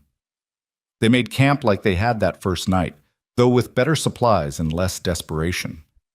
As the fire burned down to embers, Nora curled against Caleb's side, both of them older now, more weathered, marked by time and life, but still fundamentally themselves. "Thank you," Caleb said quietly into the darkness. "For what?" "For stopping. For choosing to help a stranger bleeding under the stars. For standing with me through everything that followed. For building this life with me. For 20 years of waking up beside you and thinking I'm the luckiest man alive." Nora was quiet for a moment, and when she spoke, her voice was thick with emotion. "You saved me as much as I saved you. Gave me reason to stop running, to build instead of just survive.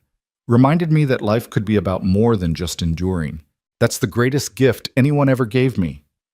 They lay together under those same stars that had witnessed their beginning, grateful for the path that had led them here, for every trial that had forged them into who they were, for the simple, profound miracle of having found each other in darkness and built a life full of light. The cowboy had been left bleeding under the stars, yes, but she had found him, and she had stayed, and that choice, that one simple choice to stop and help and stand together, had changed everything, had saved 2 lives, had built a home, had created a family, had proved that love forged in hardship could withstand anything. And in the morning, they'd ride back to Timber Creek, back to Belle and Rowan, back to the life they'd built together from nothing but courage and stubborn refusal to give up, back to proof that sometimes the worst nights lead to the best mornings, back to the truth that some things are worth fighting for, and the best things are worth fighting for together. The stars wheeled overhead, ancient and indifferent and beautiful, and beneath them, 2 people who'd survived impossible odds and built something beautiful from the wreckage held each other close and slept peacefully, knowing that whatever tomorrow brought, they'd face it the same way they'd faced everything else. Together. Always together. Until the stars themselves burned out and faded, leaving only the light of the life they'd built, a light that would endure long after they were gone, in the children they'd raised, the lives they'd touched, the story they'd lived that would be told and retold around Wyoming campfires for generations to come. The story of the cowboy who was left bleeding under the stars, and the woman who found him and stayed. The story of Belle and Rowan. The story of 2 people who proved that love and courage could overcome anything.